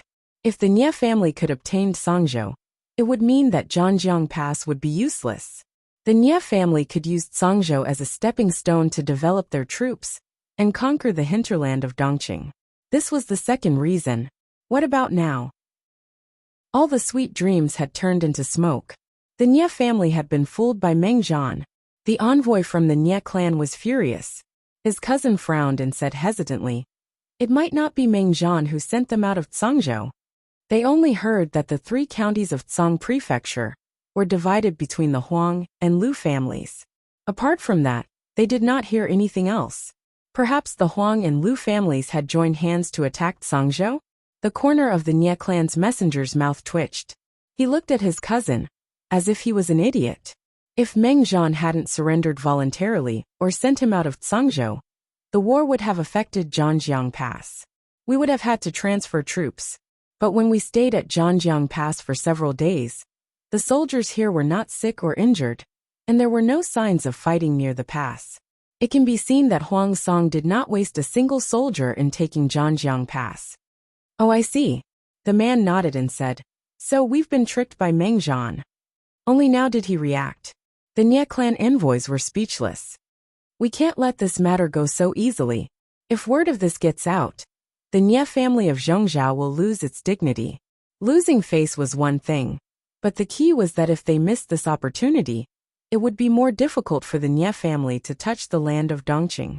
While the power in Sangzhou was not stable, the Nye family could take the opportunity to pressure the border Zhanjiang Pass and form an alliance with the Huang and Lu families. "Let's send a letter to Bianzhou and see what the Lord decides." The Nye clan envoy's letter was sent back to the country. The Nye clan had the same idea as them. Even if they couldn't get the whole Sangzhou, they had to get Meng County. Or else, if the soft approach didn't work, they could use the hard approach. Huang Song and Lu Shi's power was not stable. Could they still hold Zhanjiang Pass?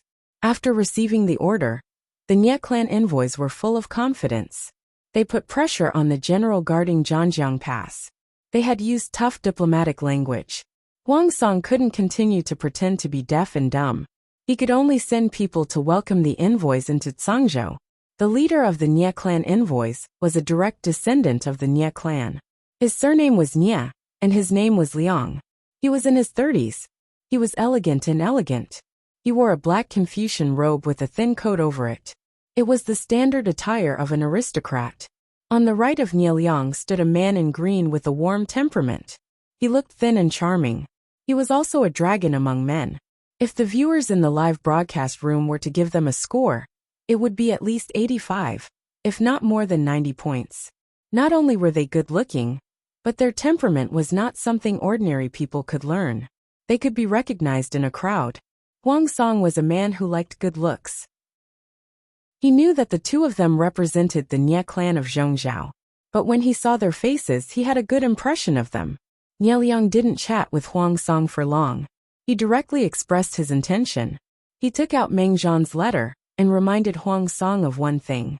Meng Zhan had promised Songzhou to the Nie clan of Zhongzhou.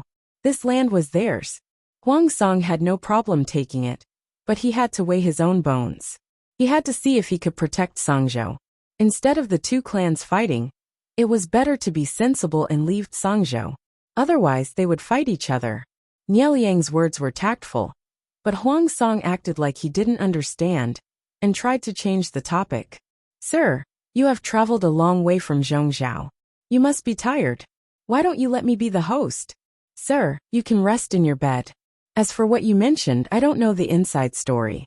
I will give you an explanation after I find out.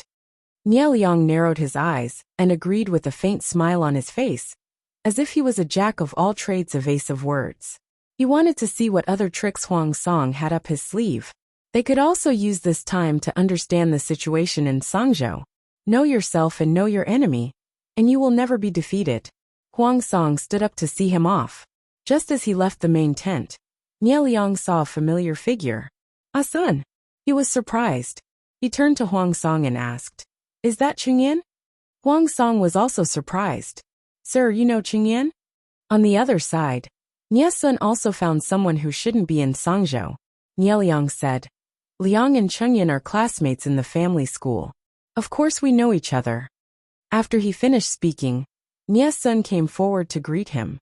Huang Song then remembered that Nie Sun was the adopted son of the Nie family in Zhongzhou. It was possible that he knew the Nie family's envoy. Nieliang said to Nie Sun, "I heard from my uncle that you came to Dongqing to look for your relatives. You haven't returned for many years. Have you found your relatives now?" Nie Sun smiled bitterly. "It's hard to explain. I didn't mean to hide it. It's really hard to tell." Nieliang knew he had his reasons. He didn't probe further and asked in private. The next day, Huang Song hosted a banquet for the Nie family's envoy and sent an invitation to Jiang Pingji. Jiang Pingji accepted it gladly. It would be a waste not to eat a free meal. But she realized that after the banquet started, Wei Xi's gaze kept drifting toward the Nie family's envoy. Is there a beauty or a peerless beauty over there that makes Zixiao restless? Chapter 1088. Wei Xi was caught red-handed by Jiang Pingji. Listening to her sarcastic words, he felt a little funny in his heart. He said, "My lord, I seem to have seen my eldest brother." "Eldest brother?" Jiang Pingji asked in surprise. "Isn't Zixiao the only son?" Wei Xi smiled bitterly and said, "Of course not. I have two eldest brothers. My eldest brother is 5 years older than me. To me he is like a brother and a father." Because of his birth date, Wei Xi was despised by the Wei clan. If Master Yuanjing had not stopped him, the weeds on Wei Xi's grave would have changed a few times. Although he survived, he was abandoned by the clan at a young age. Life was hard and he had a cold body. Even so, there were people who treated Wei Xi well, such as his eldest brother Wei Chong. Wei Xi's initiation was even helped by him. Jiang Pingji asked curiously, "Where is he?" Not only was Jiang Pingji curious, but the audience in the streaming room was also very curious. Looking at Beauty C's appearance and temperament, one could tell how good the genes of the Wei family were. Wei Xi's elder brother was certainly not bad. Jiang Pingji could not look for him openly, but the audience did not have such concerns. They could not wait to pull out everyone in the tent to take a look. Was Ji Xiao Long Bao? I found him. Look at this, isn't it? Except for the Nie family's diplomatic group, everyone knows him. Fireworks era. Are you kidding me? Didn't Huang Song introduce his name at the beginning of the banquet? His name is Nieliang? Chiue Bohi. Hashtag Propingchen. Nieliang is such a good name. I also like Nieliang. Feng Shui Wuhan. You miss one person. Does the man beside Nieliang look like him? I bet a spicy stick that it's definitely him. The audience searched carefully. Jiang Pingji also found a suspicious target. She turned to ask Wei Xi, the one beside Nieliang? Wei Xi nodded and said, "That's my elder brother." Jiang Pingji said expressionlessly, "TSK. It's not the charaba, but it's better than the charaba." Wei Xi did not understand, but seeing Jiang Pingji's expression, he did not ask further. It was certainly not an important matter. He didn't understand, but the audience did. Shenjia. Niesun and Meng Heng are brothers. Feng Ju and Feng Jin are brothers. Wei Xi and Wei Dan are brothers. Niesun even knows Nieliang. They're not brothers, but they're more like brothers. They're from 3 different camps. Brothers stabbing each other's hearts. Isn't that the charaba? Mos Heng Yunxiu. Hashtag picknose. So the struggle in troubled times is a disguised fight between relatives? Wei Xi's gaze was too obvious. Wei Yong, who was on the other side, also noticed his presence. A look of astonishment flashed across her eyes. "Zishun, did you meet an acquaintance?" Nieliang held a wine goblet in his hand as he looked at the dancers dancing below the banquet. His body tilted slightly towards Wei Yong. "It seems to be the youngest brother." Wei Xi was not very sure. It was dark inside the tent, and Wei Xi was quite far away from him, so he could not see clearly. "Is he the younger brother that you always talk about, Wei Xi? Why is he here?" Nieliang frowned. If Wei Xi was here, he would either be in Huang Song's camp or Lu Shi's camp. This was not good news. "I heard you say that he stayed in Langyi alone to study?" Considering his age, Zi Xiao should be over 27 this year. Wei Yong had a fitting smile on his face. He's always had his own ideas and is very stubborn. Whether it's Huang Song or Lu Shi, they both have their strengths and weaknesses. It's not impossible for Zi Xiao to choose one of them to become an official. The Wei family of Langyi was in decline. They had no choice but to move out of Langyi County and seek refuge with the Wei family in Zhongzhao's Bianzhou. Everyone shared the same ancestor. Even if they had to live under someone else's roof, it was better than their family declining. Only Wei Xi did not agree and insisted on staying. As a last resort, the Wei family could only leave Wei Xi with some money and let him run his own course. They had not received any news from him all these years. As they talked, Nieliang secretly inspected the people in the tent, as if trying to find out which younger brother of Wei Yong was. Wei Xi's appearance was outstanding. He would be the most conspicuous in a crowd. Naturally, it was easy to find him. "From the looks of it, your precious younger brother has chosen Lu Shi to become an official." Nieliang smiled. His eyebrows and eyes are somewhat similar to Zishun's. Wei Yong was not surprised by the result. He was rather curious about Jiang Pingji, who was in the limelight. Jiang Pingji's reputation was great in Dongqing. Outside of Dongqing's territory, others would always question the rumors about her. How could a woman be so valiant? Suspicion was bound to be accompanied by contempt. Although Nieliang and Wei Yong did not belittle her, they were also dubious. Rumors could not be completely trusted, not to mention rumors that were spread by word of mouth and were seriously distorted. It was easy to find Wei Xi in the main tent, but it was even easier to find Jiang Pingji. She was the only red flower among the green leaves in the tent. The atmosphere of the banquet was just right. After 3 rounds of wine, Nieliang once again brought up the issue of the ownership of Zhangzhou. Huang Song laughed and laughed, but Jiang Pingji said, "The words of a living person don't carry much weight, let alone the words of a dead person. It's been a while since the 7th day of Meng Zhan's death. If he was faster, he might have already drunk Meng Po's soup and crossed the bridge of helplessness. Dead people tell no tales." Nieliang's expression suddenly darkened. Without waiting for him to speak, Wei Xi, who was beside him, helped to add. Compared to Jiang Pingji's angry tone, his words were much more polite, but also irritating. Meng Zhan is a criminal who killed the emperor, and he is the eternal sinner of Dongqing. How can the Mengs call themselves the ruler of Zhangzhou? This is the first reason. The royal family trusts the Mengs, which is why the Mengs are allowed to stay in Zhangzhou. After all, The Mengs are still the subjects of the royal family, not the ruler. This is the second reason. Meng Zhan has no right to decide the ownership of Cangzhou. Even if the letter in the messenger's hand is real, the people of Cangzhou will not recognize it. Even if the royal family had been killed by Meng Zhan, Wei Ci would still use him as a shield. Nie Liang looked expressionless, but he was secretly giving Wei Yong a look. Wei Yong's younger brother was indeed not a good person. He was stabbed by his brother, before they even recognized each other. Such brotherly love was really tearful. If that's the case, Magistrate Liu and Magistrate Huang want to push the blame and refuse to acknowledge the debt, right? Jiang Pingji shook the wine bottle gently and leaned against the table. You can't say that. The person who owes the debt is Meng Zhan, not me or Bogeo. As the saying goes, every debt has its debtor. If the Nies want to collect the debt, they have to find a creditor. If they are quick, they can find a master to summon the soul. The world is in chaos now, and the road to the underworld is blocked. Maybe Meng Zhan hasn't had the time to reincarnate. It's hard to say. Nie Liang was speechless.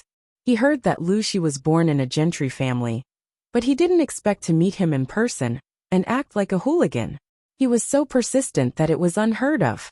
Wei Ci, who was beside him, noticed his brother Wei Yong's gaze. He didn't want to delve into the deeper meaning of that gaze, so he simply closed his eyes and pretended to be dead. If that's the case, Magistrate Liu and Magistrate Huang don't want to give up Cangzhou? Jiang Pingji smiled faintly. I am from Dongqing. How can I betray my country? She wouldn't even give up a small hut, let alone Cangzhou. It was really asking the wrong person to talk to her about the issue of territory. Jiang Pingji's eyes were burning. She wasn't afraid at all. Huang Song, who was the temporary owner of Cangzhou, became a foil. He stayed at the side and cheered for Jiang Pingji. Chapter 1089. The magistrate of Liuzhou is loyal to the emperor and loves his country. Liang is impressed. Even though his heart was in turmoil, Nie Liang remained calm on the surface. It was as if he did not notice Jiang Pingji's arrogance and fearlessness. He had seen many such stubborn people, but in the face of absolute profit, even the gentry would bow down. As the saying goes, it's easy to invite a god in, but it's hard to send him away. The Nie family had already entered the game. How could they leave empty-handed? The current situation was clear. Cangzhou was too big, and the people who coveted it were too strong. Whether it was Huang Song or Lu Shi, they could not defend Cangzhou with their individual strength. Not only could they not defend it, but they would also get themselves killed. Instead of being greedy and occupying the entire Cangzhou, they might as well retreat in order to advance and give some of the benefits to the Nie family. They could gain the most benefits with the least amount of effort. Nie Liang smiled faintly and bowed with his hands folded in front. It seemed like a compliment, but the smile on his lips was meaningful. Loyal to the emperor and love his country. As the most powerful feudal lord in Dongqing, Jiang Pingji obviously had an army. The words loyal to the emperor and love his country were a mockery. Jiang Pingji would smile faintly and raise the wine bottle in her right hand to toast Nie Liang, shamelessly accepting his compliment. You flatter me. Even though the royal family is declining, it is my duty to defend the land and protect the people. I dare not forget it for a moment. So what if she was a rebel and a traitor who had an army? Jiang Pingji asked herself if she was worthy of the land under her feet and the people living on it. That was enough. Furthermore, what the Nie family had done in Zhongzhou was no better than what she had done. The two were about the same. Did the crow want to laugh at the pig? Jiang Pingji was about to expose the Nie family's past. Wei Ci saw her eyes turn cold. His heart skipped a beat. He could vaguely guess what she wanted to say. If she really said it, wouldn't she offend the Nie family? Wei Ci secretly tugged on Jiang Pingji's sleeve. She seemed to feel it and swallowed the words she was about to say. I have something to say. If I offended you in any way, please forgive me. Before Nie Liang could say anything threatening, Wei Ci smiled and continued Jiang Pingji's words. Birds of a feather flock together. Forgive me for my rudeness, but a traitor like Meng Zhan is rare in the world. This person did not think of the emperor's kindness and preyed on the people, causing the people under his rule to have no way to live. For his own personal gain, he actually betrayed Sangzhou. In the future, he would be recorded in the history books as a treacherous official who would go down in infamy for thousands of years.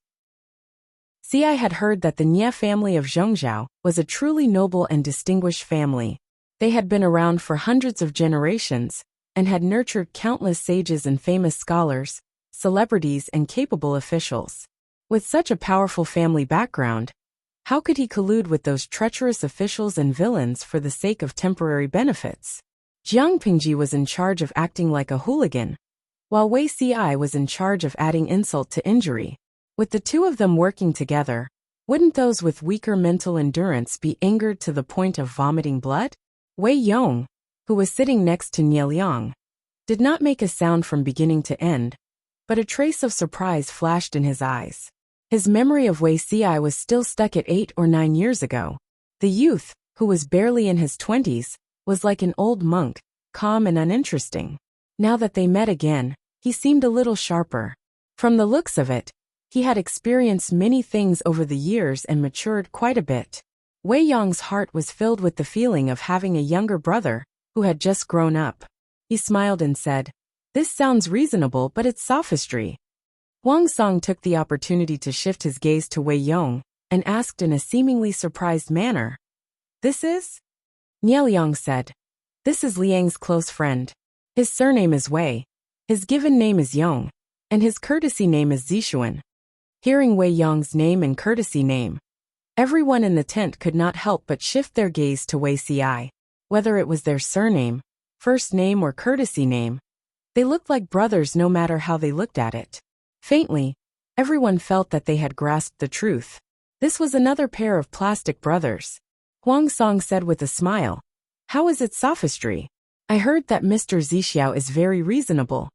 Wei Yong said, "Now that there are 5 countries in the world, Nanxing has been destroyed. The 4 factions of Nanman are vainly trying to overthrow the orthodoxy.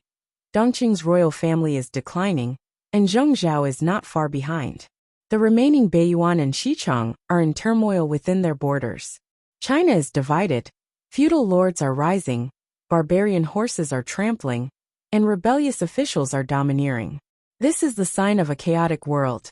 At present, only the arrival of the Holy Emperor can turn the tide and help the Xia kingdom. People say that those who speak benevolently die, while those who are ambitious and ruthless prosper. I also despise Meng Zhan's actions. However, are the people guilty? My lord has no other intentions. He just wants to protect the innocent people and prevent them from being plunged into misery and suffering." The district magistrate also said that protecting the people is part of his duty. As long as it can protect the people, why can't I sacrifice myself?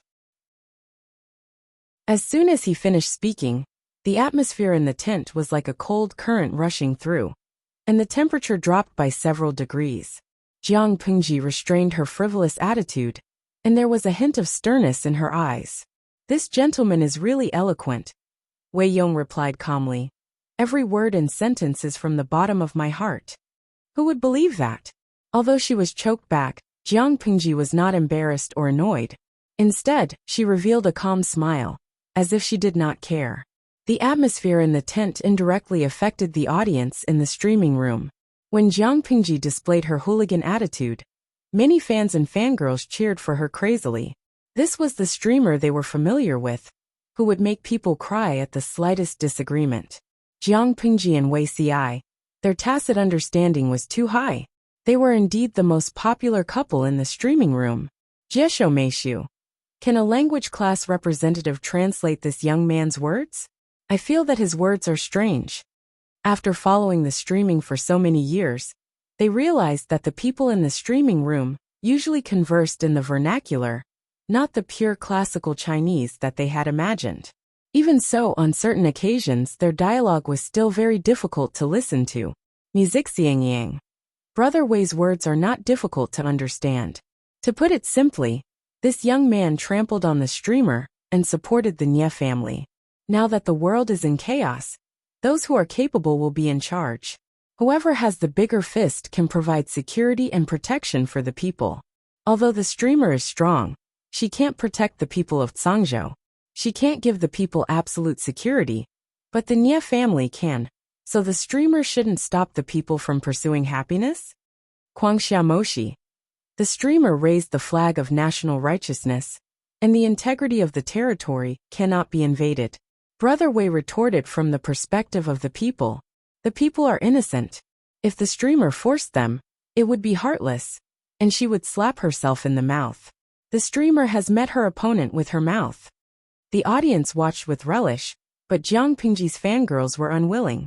Industrial design. What are you saying? Our streamer's influence is also very strong, okay? Yusue Jueo. You can't say that. The Nye family's influence in Zhongzhou is also strong. The point is that the streamer just attacked the north borderline, and before she could catch her breath, she brought troops to attack the Meng family. After a long war, the more she fights, the more her vitality will be damaged.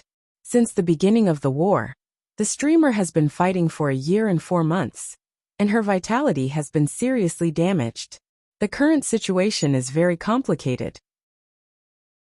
Apart from the pressure from outside the borders, there is also Huang Song, the fake brother, who is watching covetously within the borders. In this aspect, the streamer is really not as good as the Nye family at protecting the people.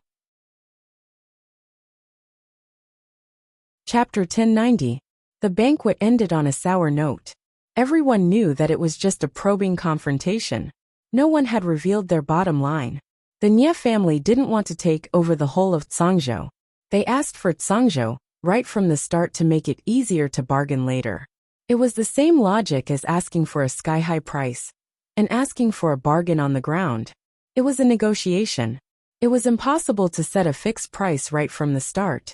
They didn't know that Jiang Pingji's thought process was different from normal people. She wasn't probing. Her bottom line was to not lose an inch of land. The Nye family wanted to take over Zhangzhou so that they could get their hands on the land of Dongqing in the future. If the Nye family succeeded, Zhanjiang Pass, a natural barrier, would be destroyed. The Nye family could attack and defend. With such a neighbor who could sleep at night, Jiang Pingji was the greediest. She planned to take over the whole of Zhangzhou. Huang Song was more optimistic. He and Jiang Pingji would split the cake. The Nye family would get out of the way. The Nye family's bottom line was the lowest. The Nye family, Jiang Pingji, and Huang Song shared Zhangzhou. Looking at the situation, it seemed that Jiang Pingji's ambition was the greatest. In fact, it was not. The Nye family's ambition was the most obscure and strong. The Nye family is so unforgiving. If the Yi family of Beiyuan gets involved, won't they turn the world upside down? Huang Song drank the hangover soup and forced himself to calm down.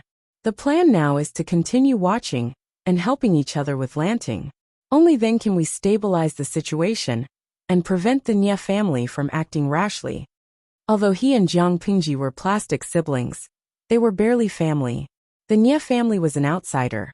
Rather than letting outsiders take advantage of them, it was best for family to share the cake. This situation was also Meng Zhan's arrangement before he died. He didn't want outside forces to intervene. The alliance between Huang Song and Jiang Pingji couldn't be broken. Little did they know that Jiang Pingji had her own plans. Zixiao. After the banquet, Wei Ci and the others followed behind Jiang Pingji and prepared to return home. They heard a familiar voice before they got far. Wei Ci smiled and stepped forward. He bowed to Jiang Pingji and the others, as if the verbal battle was fake. Big brother. Wei Ci returned the greeting. His expression was equally calm, as if they were an ordinary pair of brothers. Jiang Pingji secretly glanced at the two of them and said plainly, "You brothers haven't seen each other for many years. I'm afraid you have a lot to talk about. I won't disturb your reunion. Just one thing, Zixiao's body is weak. I'm afraid that you can't stay up late and tire yourself out. It's almost time, remember to rest early." Having said that, Jiang Pingji gave the space to the brothers and brought the others back to the house. Wei Dan looked at Jiang Pingji's back and narrowed his eyes meaningfully. There was some scrutiny in his eyes. He was well aware of his younger brother's ambition. Wei Ci had chosen Jiang Pingji to become an official because he had pinned his ambitions on her. The divine prefecture was unified, and the rivers were clear and the seas were peaceful. Could this person fulfill Zixiao's expectations? Long time no see. Zixiao, do you want to meet up with me? Today we'll only talk about private matters, not official ones. Wei Xi smiled and said, how would I dare to reject eldest brother's invitation? Please. The two of them walked side by side. Wei Xi and Wei Dan chatted as they walked. They talked about their experiences over the years when they were separated, and about their family members. Before the Wei family of Langya migrated, Wei Dan was already married. His sister-in-law gave birth to a son and a daughter. Now there were 2 more sons and a daughter. Speaking of this, Wei Dan could not help but be concerned about his younger brother's marriage. Wei Xi was 27 this year, not 17. If he did not have a wife, he could use his birth date as an excuse. But he did not even have a concubine to warm his bed. Wei Dan could not help but suspect that there was something wrong with his body. However, Wei Xi had his own views since he was young. He liked to be a bachelor, so Wei Dan could not force him to be a matchmaker. Everything is fine at home, but I haven't heard from you for many years. Father misses you very much. If you're free, write him a letter. Wei Xi's birth date was unlucky. When he was born, his mother died of a hemorrhage due to childbirth. Therefore, Father Wei was very disgusted with his youngest son. For many years he did not care about him. The relationship between father and son was very thin. He did not know if it was because he was old, but Wei Dan could occasionally see his father looking at Wei Xi's childhood portrait in the study. His words were filled with regret.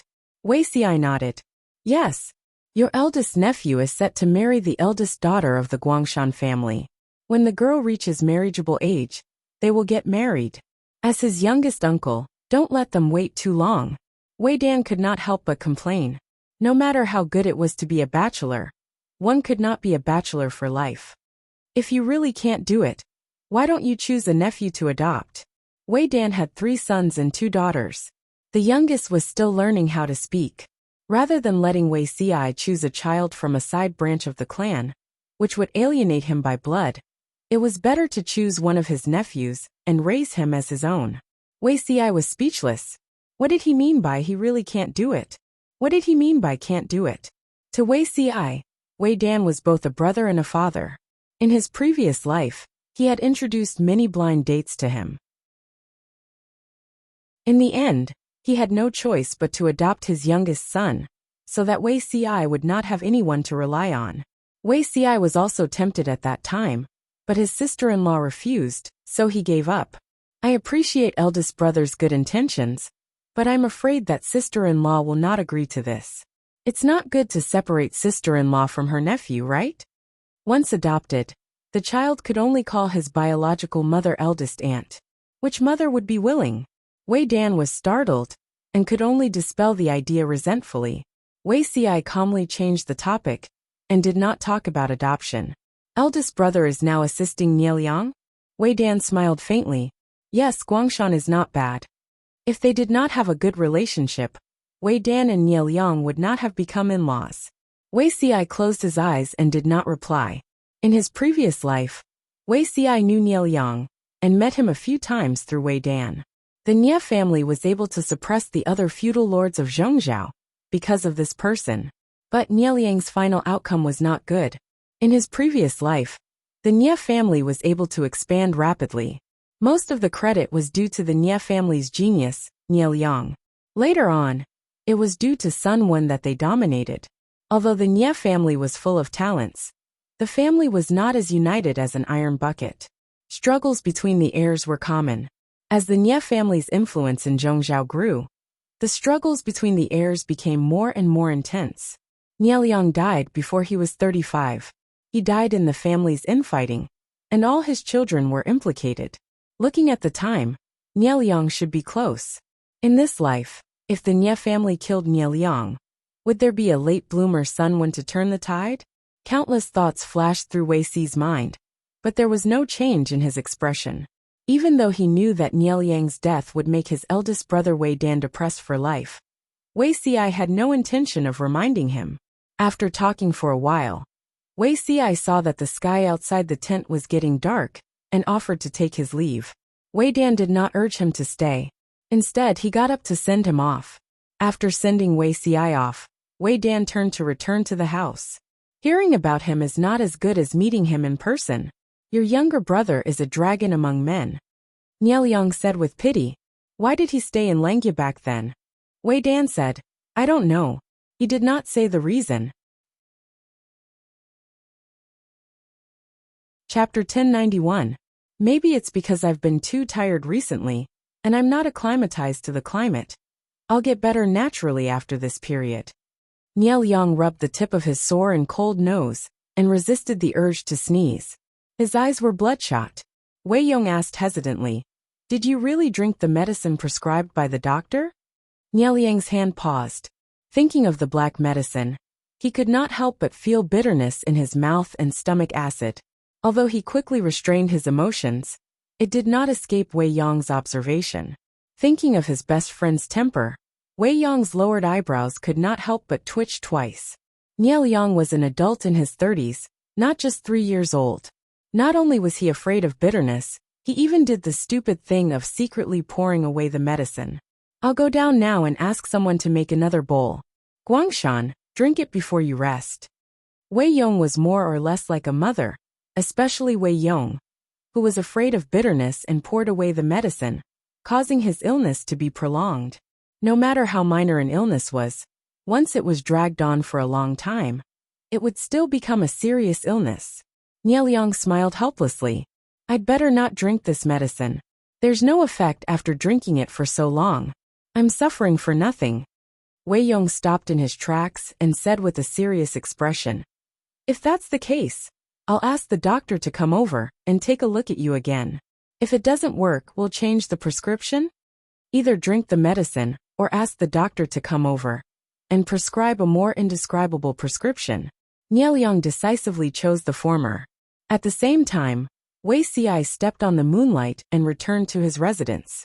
It was dark in the room. He took out a match from his sleeve and lit the oil lamp in the dark. With the help of the orange candlelight, Wei Ci vaguely saw a strange black shadow protruding from the bed, as if there was a person lying on it. Who's there? The candlelight crackled. Wei Ci shouted at the bed. The black shadow with its back facing him finally turned around. Oh, Zixiao is only back now. Jiang Pingji hugged something in her arms and muttered as she got up. If you didn't come back, this thing of yours would have been caught and cooked. Newborn calves are not afraid of tigers. If it wasn't for the servants who brought it back, it might have been gone. Wei Ci knew who it was the moment he heard the voice. He felt relieved and continued to light other candles. The dark room gradually became brighter. Because Jiang Pingji got up, the black and white meatball, which had finally fallen asleep, groaned in dissatisfaction and opened its big watery eyes. Smelling a familiar scent, it stretched out its 2 meaty claws in Wei Ci's direction, as if asking for a hug and a kiss. TSK, this thing has become a spirit. You even dare to rob my people. Jiang Pingji mercilessly poked the black and white meatball's forehead, causing it to roll on the ground. My lord, are you still jealous of animals? Wei Ci was amused. He raised his hand and scooped up the little fellow. Although he was the one who raised it, it was usually taken care of by the servants or logisticians. The food it ate every day was even more sumptuous than the lord. He was a treasure in the army. It's fun to eat it once in a while. How is your family in Zhongzhou doing? Jiang Pingji yawned. Her cheeks were flushed due to her deep sleep, which made her look more feminine and naive. Wei Ci's heart warmed. He smiled faintly and said, Thank you for your concern, my lord. I heard that eldest brother is working for the Nie family. They must be doing well.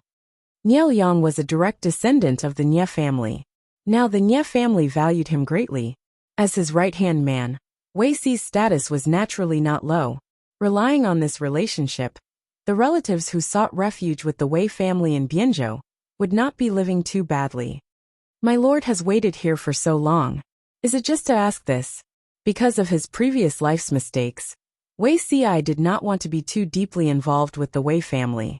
He only wanted to maintain a superficial friendship. In front of Jiang Pingji, he did not want to mention the Wei family. Jiang Pingji shook her head. Of course it's not just one thing. I have another surprise. I have no one to share it with, so after thinking about it, I still came to find Zixiao. Wei Xiai pondered in his heart and carefully recalled what had happened recently. After thinking about it, there was only one thing that could make his lord so happy. Is there news from Jingrong's side? Jiang Pingji smiled and nodded. Zixiao's thoughts are exquisite. Nothing can escape your control. Jingrong led his troops to Qinzhou. He also treacherously plotted against Su Bei's forces to confuse Bogeo's spies in Qinzhou. Now that he has succeeded, shouldn't he be eager to claim credit? These days, she had endured and pretended that nothing had happened. Wasn't it all for this good news? Fortunately, Yangxi did not let her down. He successfully completed this plan of crossing the sea by deceiving everyone and crossing the sea in secret. Otherwise, Yangxi could not blame her. Yangxi, who was thinking of a way to cross the river Song, sneezed. His cold snot dripped down. He hurriedly took out a handkerchief to cover his nose. It's the middle of the night. Who's talking? Yangxi pinched his nose and suddenly felt the air freshen up. The tanned and burly Yen carefully brought in a bowl of pitch-black medicinal concoction. Military counselor, I'm coming in. Yangxi hid the handkerchief and sniffed, suppressing the moisture that surged from the corners of his eyes. There was no need to mention how terrible it was to catch a cold at this time. His body was uncomfortable, and his mood was not bright. Yen stepped into the tent. His burly body made the tent feel cramped and cramped. He carefully brought the medicinal concoction to Yangxi's table.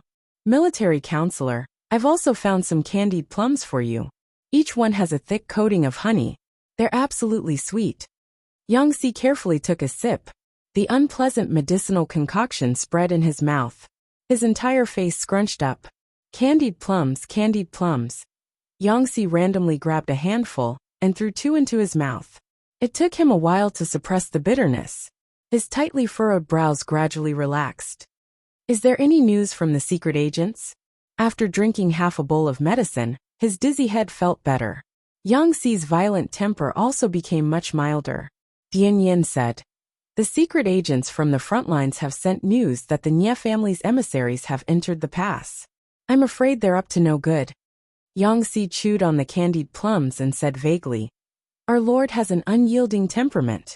No matter how bad the Nie family's intentions are, it'll be difficult to get anything out of her hands. Has the manpower been accounted for? We'll cross the Song River tomorrow. We must arrive at Meng County in Sangzhou before the Nie family makes trouble. Yen hesitated and asked, military counselor, if we only bring 2,000 elites into Sangzhou, once Huang Song makes trouble for us. Our lord dares to bring 5,000 elites into Sangzhou, but we're not like our lord. Bringing 2,000 is already more than enough. If we didn't have to pressure the Nie family's emissaries, we wouldn't have brought these 2,000 people. Yangxi smiled. Even if Huang Song had 3 times the courage, he wouldn't dare to kill his acquaintances at this time. The relationship between Huang Song and the lord was no different from being interdependent. The two could only form an alliance. If Huang Song dared to play tricks to assassinate the lord, the Nie family would definitely take the opportunity to kill him. At that time, the mantis stalks the cicada, unaware of the oriole behind. Huang Song's own life would be in danger. What was he after? Moreover, if we transfer too many troops, Yangxi's eyes were cold. He pointed in the direction of Zhe County. I'm afraid that someone will take advantage of the situation. Qinzhou was empty of troops. If there weren't enough troops to hold the fort, who knew whether the evil Han Yu would take the opportunity to stab them? Yen was frightened. This can't be right. In order to help the lord stabilize the rear, Yangxi and Yen formed an alliance, with Su Bei from Zhe County as representatives. The two forces had frequent contact. Because of the loser's yearning for the top student, Yen respected Han Yu. Yangxi sneered. Why not? The alliance is not a long-term plan. It's just a paper agreement that can be torn apart at any time. Chapter 1092. Yen was speechless. He had been ordered around by Yangxi for many years. He had long understood a fact. Although these strategists had learned the essence of 100 schools of thought, they used words like, sincerity is the beginning and end of an object. If not, there is nothing. Therefore, a gentleman's sincerity is precious. These words taught others to be honest and trustworthy. When it came to themselves, each of them was better than the other. They changed their attitude faster than flipping a book. What was sincerity? Who and what was the covenant? When it was useful, it was as solid as a rock. Once it was no longer useful, it was too crude to be used to wipe one's ass. Dian Yin thought of Yang Si and Han Yu. These two regarded each other as bosom friends. Why did they stab each other in the back? Indeed, as a martial artist, he could not understand the friendship between scholars. If that's the case, won't the Lord be in danger? Dian Yin was anxious. His face revealed genuine concern. His lord and Huang Song appeared harmonious on the surface, but were actually at odds. If Su Bei took the opportunity to cause trouble, wouldn't the Lord be faced with enemies on both sides? Yang Si frowned as he drank the rest of the medicine. Only the sweet candied fruit could soothe his injured taste buds. The Lord is in danger? It was as if he had heard the funniest joke in the world. Yang Si had known Jiang Pingji for so many years. He had only seen her make others suffer. He had never seen anyone make her suffer. Meng Zhan was the first person to suffer, but his ending was obvious to all. Yang Si did not think that his lord would fall here. Deputy Commander Dian, you are wrong. Our lord will not suffer any losses. Regarding this, Yang Si was full of confidence. Before Meng Zhan died, he had laid out a dead end. It was obvious that he wanted to support Huang Song and Jiang Pingji to fight. He wanted to use this opportunity to exhaust her strength and make her suffer. Unexpectedly, Jiang Pingji reacted immediately. She dispatched Yang Si to lead troops into Qinzhou. This was a dangerous move. If Yang Si was incompetent or harbored other intentions, not only would she lose Qinzhou and Sangzhou, she might even lose Hu County. This was a complete and utter gamble. If she won the gamble, she would break out of this predicament. If she lost the gamble, her life would be in danger. Faced with such a huge risk, she had high hopes for Yang Si. She did not have any unnecessary suspicions or doubts. Even Yang Si could not help but be speechless with such trust and importance. My lord treats me as a scholar of the state. I shall repay him as a scholar of the state. Even though it was difficult, Yang Si still lived up to his mission in the end. He seized every second to control the entire territory of Qinzhou and lived up to his trust. However, no matter how skilled Yang Si was, he could not completely stop the spread of the news. At most, he could delay it for a while. Although the time was short, it was enough. Late at night on the third day, Huang Song was in the middle of a discussion with several of his trusted strategists. There was a faint noise and clamor coming from outside, but it didn't take long before it subsided. He frowned and asked, "What happened outside?" The contents of his discussion with his confidant were all confidential. If it was accidentally overheard by others, who knew how much damage it would cause? Not long after, a ragged beggar with unkempt hair was brought in. This person's appearance was extremely unkempt. His face was stained with filth and dried black blood. Only his eyes were still somewhat spirited. Reporting to my lord, I found a secret letter on this person. The deputy general who was guarding Huang Song stepped forward and said, holding a small bamboo slip that was less than the width of a palm with both hands. He claimed to be the deputy envoy of Qinzhou General Yuanan. I saw him acting suspiciously, so I sent people to arrest him. After arresting the suspicious person, this guy still shouted that he was the deputy envoy of Yuanan and said that he had something important to tell Huang Song in person. Yuanan? This person is under Commandant Yuanan? Huang Song's heart skipped a beat. He quickly grabbed the small bamboo slip and used his fingers to untie it. His palms were sweating because of nervousness and worry. He received a letter from Qinzhou at this time, and the messenger was a deputy envoy with a lame and disheveled appearance. This made him very uneasy. When Huang Song ordered someone to bring a lamp and use the candlelight to read the tiny words on the bamboo slip, the lame deputy envoy cried and begged for mercy. Greetings, my lord.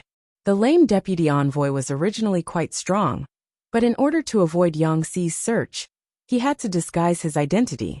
He ate the wind and drank dew every day, so he was extremely thin. His ragged clothes hung on his body. He cried and said, Commandant Yuanan ordered me to risk my life to deliver this secret letter. lest you fall into Lu Shi's trap. Lu Shi sent troops to attack Qinzhou and imprison Commandant Yuanan. Cheng Jing and the others heard the commotion and quickly went forward to ask for details. Feng Zhu's face was very ugly, as if it had been painted black. Who on earth led troops to attack Qinzhou?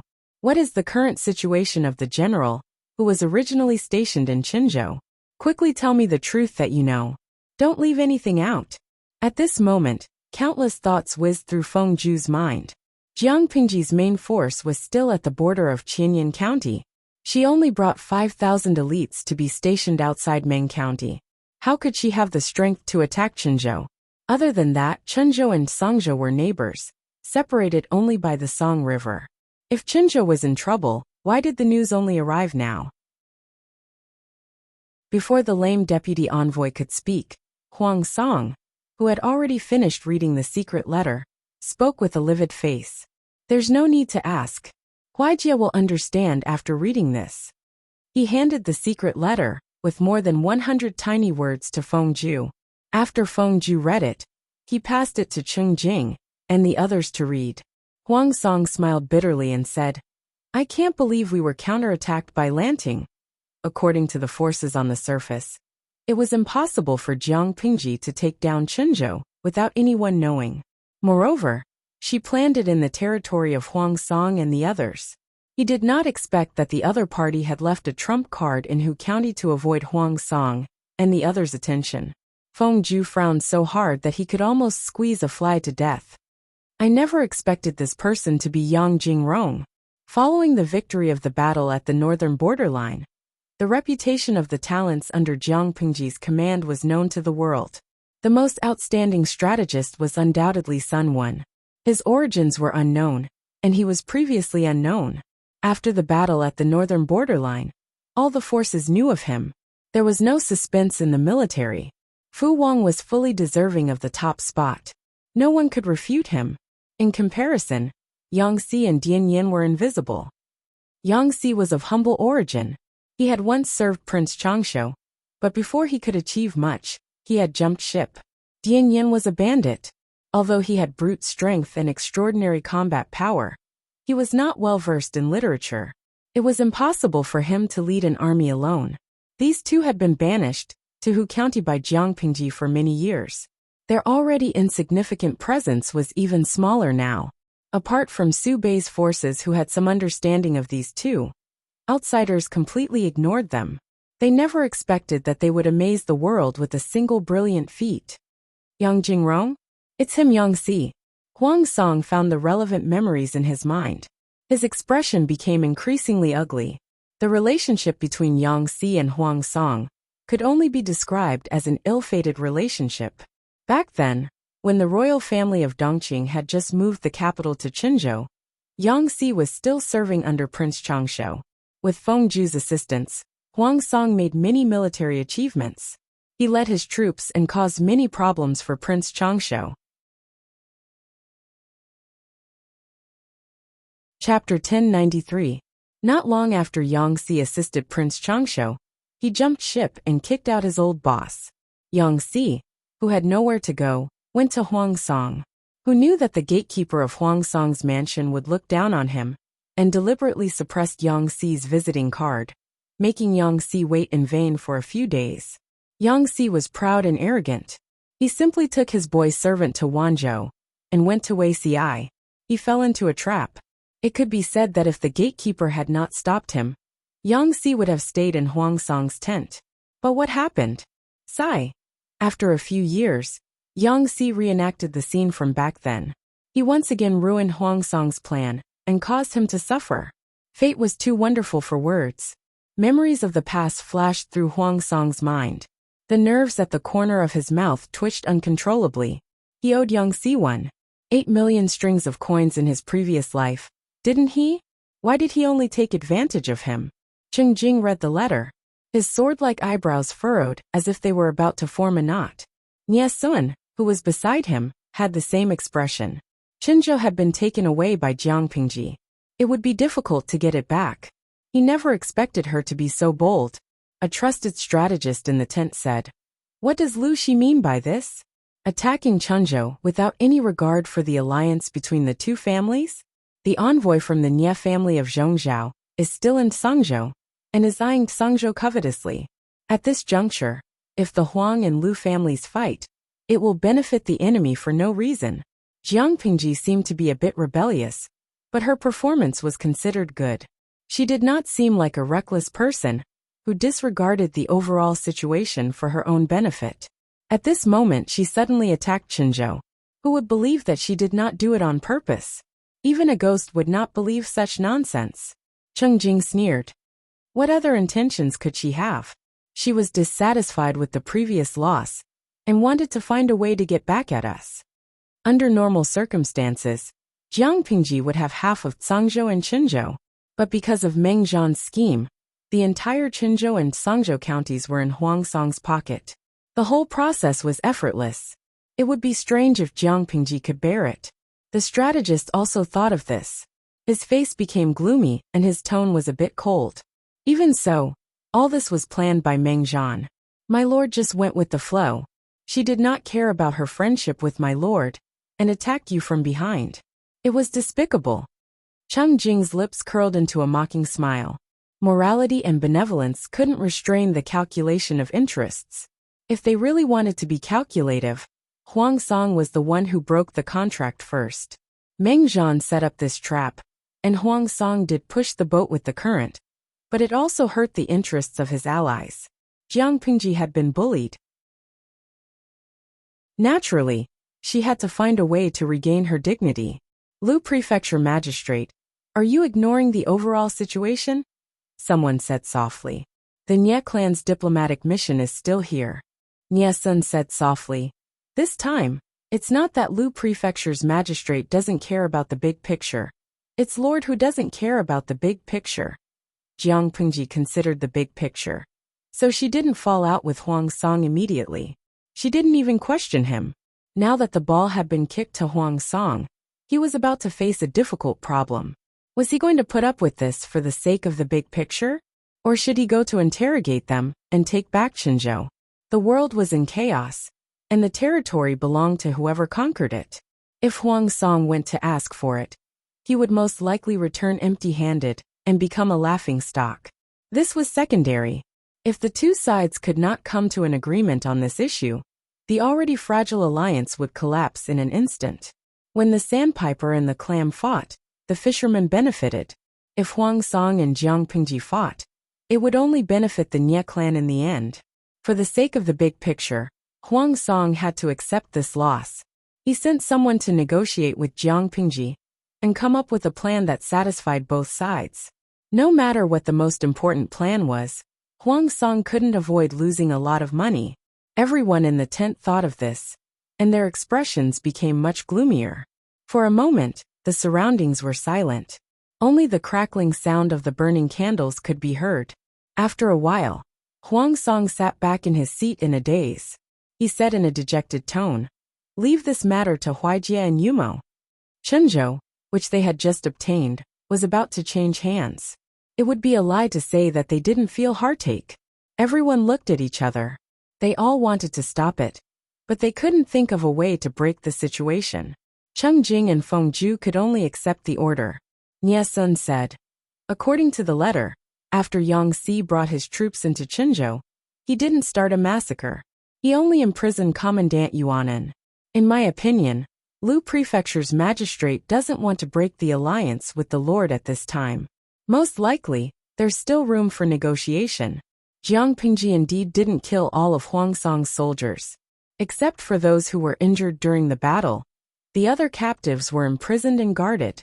Huang Song frowned and asked Nie Sun, "What do you think, Chengyan?" Nie Sun deliberated and said, "In my opinion, Lu Prefecture magistrate may not want Chenzhou." "Not Chenzhou? Why did he bring his troops to attack Chenzhou instead of Chenzhou? Why do you say that?" Huang Song asked. Nie Sun cupped his hands and said hesitantly, "Chenzhou is located in the south, but Lu Prefecture magistrate's territory is in the north." Huang Song frowned and got up to take a great universal geographical map. He looked at it carefully. Jiang Pingji's territory was all concentrated in the north, Beijiang, Chongzhou, Wanzhou, Hu County, and Qingyang County in Sangzhou. If Qinzhou was taken, Chenzhou had little to do with Jiang Pingji's territory. It was also separated by Huangsong's Sangzhou and Sangzhou. Seeing this, Huangsong suddenly understood something.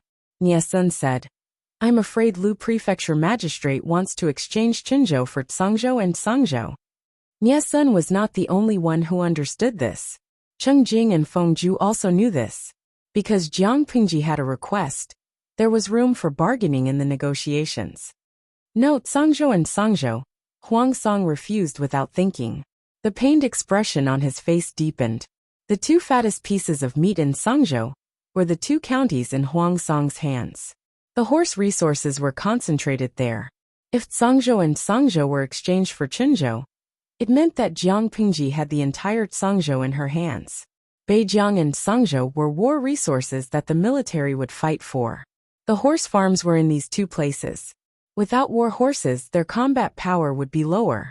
How could they fight for the world and fight for supremacy? Huangsong was distressed. How could the other strategists not be distressed? Sangzhou and Sangzhou had finally gotten their hands on it, but now they were forced to give it up. Who wouldn't be upset?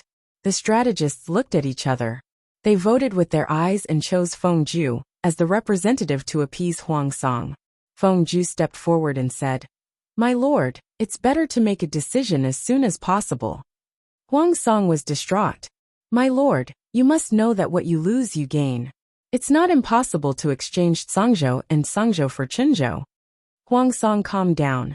He had always been willing to listen to Feng Zhu. "Huaijie, what do you mean?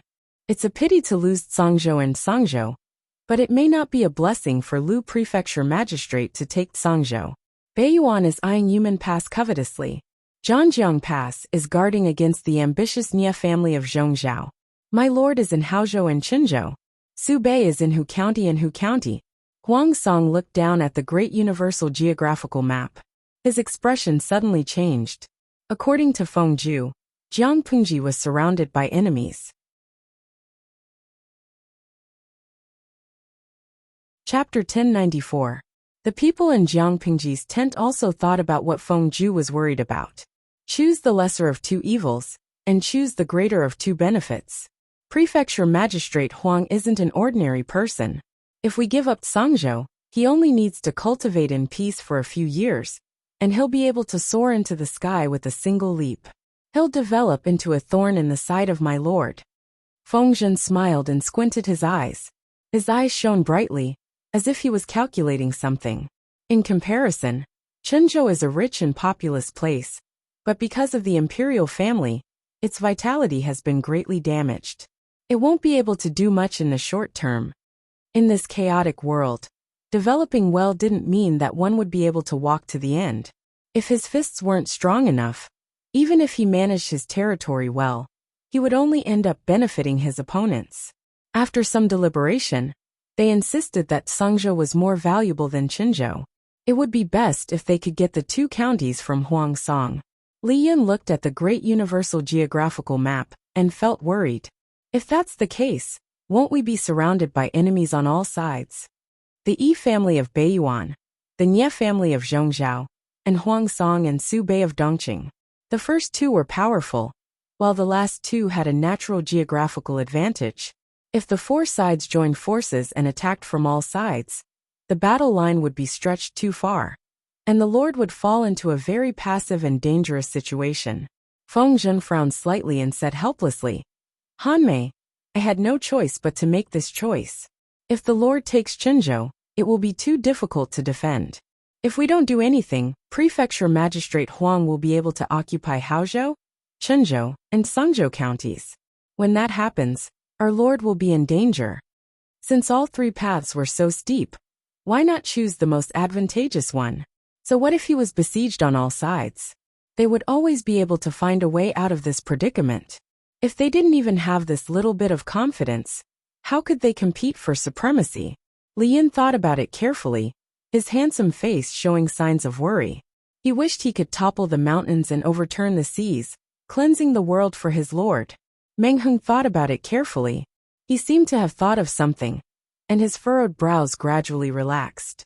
Jiang Pengji noticed his expression and asked, Sergio, do you have any good ideas? Meng Heng stepped forward. Heng thought of the school of vertical and horizontal. School of vertical and horizontal? Meng Heng nodded and said, the school of vertical and horizontal is one of the 100 schools of thought. The first prime minister of the Great Xia dynasty, Huang Fuxiu, absorbed the strengths of hundreds of schools of thought. He used the techniques of the school of vertical and horizontal to make friends with distant countries and attack their neighbors. Finally, he assisted Emperor Taizu of the Xia dynasty in unifying the 9 states. My lord exchanged Sangzhou and Sangzhou counties from Governor Huang. It seems like she will face the predicament of being surrounded by enemies on all sides. But if she uses a series of moves, she will definitely have a chance of survival. When De Xia was first established, there were hundreds of schools of thought that challenged and contended with each other. Different schools of thought competed with each other, and the atmosphere of academic research was strong. This wave did not last for long. When Prime Minister Huang Fuxiu was executed, the imperial court ordered that Confucianism should be the only one to be respected, and other academic schools should be suppressed. Even now, the 100 schools of thought had recovered, but the Confucian school was still the leader of the 100 schools of thought, occupying the majority of the market. The other schools of thought kept a low profile. Jiang Pingji was about to listen carefully when she caught a glimpse of the bullet screen in the streaming room. Yuji Shangmia. The school of vertical and horizontal. But this world doesn't seem to have the 7 heroes of the Warring States period. Where did the vertical and horizontal come from? Just not bad. This world has the analects of Confucius and Mencius. Why can't there be alliances? It was normal for them to have similar thoughts. Xiaolongbao. Befriend the distant and attack the nearby. Streamer, there's no Premier Zhou in this world, right? It's so funny to see her embarrassed. Laosiji Lianmeng. The phrase befriend the distant and attack the nearby comes from the strategy of the Warring States. It's better for a king to befriend the distant and attack the nearby. If you have an inch, you'll be a king. If you have a ruler, you'll be a king. The core meaning is to contact distant countries and attack the nearby countries. I don't think it's embarrassing. Lan Die. During the Warring States period, Qin could fight against 6 people alone. The streamer only has 4. What's there to be afraid of? Jiang Pingji's mood lightened up when she saw the bullet screen. It was just 1 against 4. She was not afraid. She signaled Meng Heng with her eyes to continue. The latter hesitated for a moment and said, the Yi family of Beiyuan is powerful, but they are not without worries. My lord, why don't you secretly express your goodwill to the royal family of Beiyuan, or other aristocratic families? You can use this to restrain the Yi family, so that they have no time to care about other things. Beiyuan was a strange country. The royal family was weak, and the power of the country was in the hands of a few aristocratic families. The Yi family also had enemies. It was not impossible to send an envoy to instigate and lobby them. This method could also be used on the other clans. Because of this, everyone had a secret meeting for a long time. The frown on their faces finally eased up. Although it was a dangerous move, if it was executed well, they could be reborn in the end. Wei Xi looked at Jiang Pingji's side profile. His eyes were like rippling spring water, shining with an intoxicating gentleness. He was very glad that God had given him a second chance. He could make up for the regrets of his previous life, and watch this person ascend to the throne with his own eyes. As he was thinking, his fingertips touched something hot and wet. He looked down, and saw that it was the black and white ball of meat, using its nose to support his hand. It looked at him with its innocent black eyes. The black and white ball of meat used its mouth to suck his finger, trying to suck something out. It did not move for a while. It was sad like a salted fish that had lost its dream. Wei Xi laughed to himself. In order not to disturb the others, he secretly covered it with his sleeves and carried it on his knees. He took out the dried meat that had been softened in advance from his sleeves. Fortunately, the meeting ended quickly. Wei Xi carried the ball of meat out as if nothing had happened. He looked around and found the soldier who was taking care of the ball of meat. The soldier did not dare to go near the main tent. He could only anxiously stay where he was and wipe his sweat. He had only taken a short nap. He did not expect that the beloved pet that the military counselor had asked him to take care of would disappear without a trace. Wei Xi comforted him with a smile. Take good care of it. Don't let it run around in the camp. Otherwise, it will be easily stolen by others for a sumptuous meal. The soldier nodded repeatedly. Just as he was about to carry the ball of meat away, he awkwardly realized that the ball of meat had used all 4 of its paws and was holding onto Wei Xi's sleeves tightly. It kept making sounds of grievance, as if it was complaining about a scumbag who had abandoned his wife and daughter. Wei Xi raised his hand and patted its head. He said gently, "Don't be angry." The soldier secretly peeked at Wei Xi. Seeing his gentle expression, he could not help but be secretly speechless. The teacher was indeed an immortal who had descended to the world. No matter what he did, he looked so good. Those who know the inside story know that you are raising a pet. Those who don't know would think that you are raising a child. Feng Zhen followed him and found that Wei Xi's loving father attitude was pure and natural. He was even more skilled than an experienced driver. If Zixiao had a child, wouldn't he be pampered to the heavens by you? Feng Zhen joked with a smile. Wei Xi's expression dimmed a little. He said coldly, "Excessive pampering is the same as overpraising him to death. Zixiao is quite understanding. He really does not look like someone who does not have a family." Wei Xi's eyes narrowed, as if asking, "Is this the reason for you to trick Feng Yi?" Feng Zhen stiffly changed the topic. "Cough, let's not talk about this. Does Zixiao also agree with my lord's use of the art of interconnection?" "I agree, but the candidates have not been decided." Wei Xi said, "Huang Song and Su Bei are easy to deal with. We know their backgrounds. However, the Yi family of Beiyuan and the Nye family of Zhongzhao are not so easy to deal with." Chapter 1095. It'd be great if there was a second or third Sun Zidao. He'd definitely be good at this. Wei Xi glanced at Feng Zhen and said, "It's better to rely on yourself than on others." Feng Zhen shook his head like a rattle drum. How could he do this kind of work with his small body? Zixiao is really vicious. Beiyuan has always been known as the northern country of ice and snow. Out of the 4 seasons, it's only warm for a few months. The rest of the time, it's snowing and freezing the city. If you really went there, you'd probably be frozen before you could even convince anyone. Feng Zhen's eyes flashed and he teased, "In my opinion, Zixiao is a great candidate with a silver tongue. I heard that the people of Beiyuan, regardless of gender, are all tall and strong. Zixiao, with your beauty, I wonder how popular you'd be."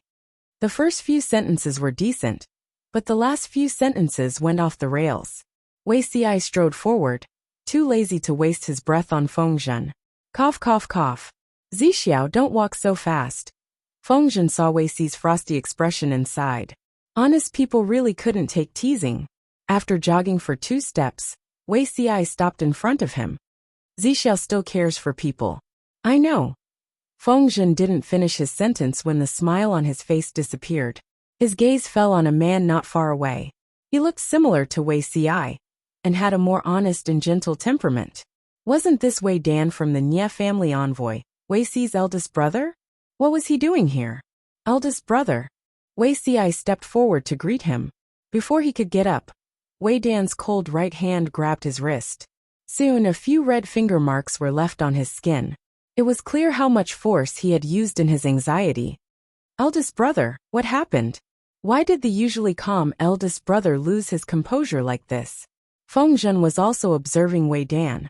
Only then did he realize that his eyes were slightly green, and his expression was tired and dispirited.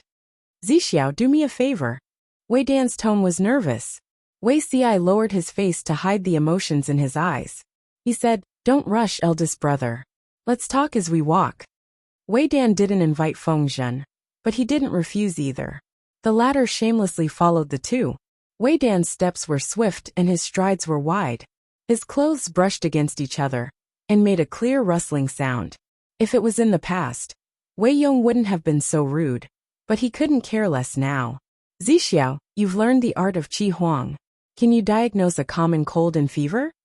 Wei Chong knew that Wei Xi had medical skills. As the saying goes, a prolonged illness makes one a doctor. Wei Si's medical skills had been trained this way. Wei Si nodded.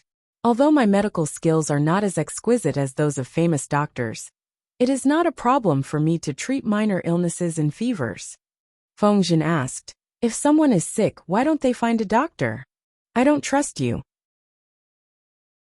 When Wei Ling said these 3 words, his expression darkened several degrees, and a heavy and oppressive aura lingered around his body. Feng Zhen's eyes widened in shock. You can't trust the doctor you brought, but you trust your own brother from the opposing camp? How much trust did Big Brother have in Wei Si's integrity?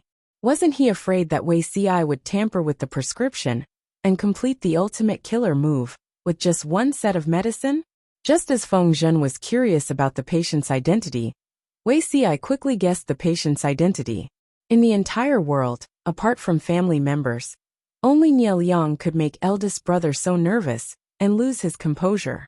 It was rare to find a confidant in life. In his previous life, Nie Liang had died early, and eldest brother had been depressed for more than 10 years before he finally passed away from illness. Following Wei Ling's footsteps, Wei Si and Feng Zhen entered the Nie family's quarters. Before the two entered the courtyard, they smelled the scent of medicine in the air. Wei Si secretly twitched his nose, his brows furrowing. Guangshan Zixiao is here. Feng Zhen looked at the sneaky formation and furrowed his brows in displeasure. At the same time, he was secretly glad that he had followed. If he had not followed and Wei Si had been brought here by Wei Ling alone, and someone with ulterior motives had spread the news to Jiang Pingji, the Lord might have become suspicious. Entering the room, the scent of medicine in the air was even stronger, mixed with an indescribable sour smell. Just as Wei Ling finished speaking, the two of them heard a heart-wrenching cough. Wei Si was startled. It had only been a few days since they had last seen each other. Why had Nie Liang become so ill? Nie Liang lay on the bed, his cheeks pale and his lips chapped. Faint bruises could be seen at the corners of his lips. I haven't seen you for a few days. Why have you become like this? Nie Liang struggled to sit up. He looked very weak, as if his vitality had been sucked away by something. He smiled bitterly and said, Why did Zishuan invite your younger brother here? The doctor has already taken a look at me. It's not a serious illness. With that, he said to Wei Si and Feng Zhen, Forgive Liang for being too ill to entertain the two of you. Please help yourself. Wei Ling said, Zixiao's skills are not bad. No matter what, let him take a look. If he is really fine, Liang will be at ease. Nie Liang could not dissuade his best friend, so he could only smile apologetically at Wei Si. Thank you, Zixiao, for making this trip. Wei Si nodded and lifted the bedding. He let Nie Liang stretch out a hand and carefully feel his pulse. Nie Liang was seriously ill. His pulse was much weaker than an ordinary person's. It was sometimes strong and sometimes weak. This pulse. Wei Si paused and turned to ask Wei Ling, What did the other doctors say? They only said it was a common cold. They prescribed a few prescriptions, but Guangshan's cold did not improve. Wei Ling frowned. He even revealed the matter of Nie Liang secretly pouring out the medicine. Nie Liang, who was lying on the bed, secretly turned his face away. He felt embarrassed. The day before yesterday, the doctor prescribed a new medicine for Guangshan. I watched him drink it, but not long after, Guangshan's condition worsened rapidly. I checked that prescription and the dregs of the decoction. They were all for a cold. The doctors took turns to diagnose and treat him, but their statements were too uniform. I became suspicious and was afraid of alerting the enemy. I had no choice but to get Zixiao to take his pulse and see what was going on. Wei Si said, In that case, Mr. Nie also noticed it. What do you mean? He was poisoned. Although the poison is weak, taking something poisonous for a long time will definitely cause the poison to accumulate in his body, making him weak and frail. Wei Si said, The prescription prescribed by the doctor for a cold is definitely useless. Drinking it will do more harm than good. Nie Liang did not have a cold at all. He was poisoned by someone. Nie Liang's eyes flashed with astonishment. Wei Ling even tightened his grip on his sleeves. Poisoned? I still have to look at the prescriptions prescribed by the other doctors. I'm not sure what went wrong. After Wei Ci finished, he added, "Big brother, you should pay attention to the doctors who came with you. Such a simple pulse, any qualified doctor can take it. They all said that Mr. Nye had a cold. This doesn't make sense." Wei Ling endured it. It took a lot of effort to suppress his anger. He got up and took the prescription prescribed by the doctor. "I didn't expect that Zixuan would find you." Taking advantage of Wei Ling's departure, Nie Liang laughed softly. A smile appeared on his sickly face.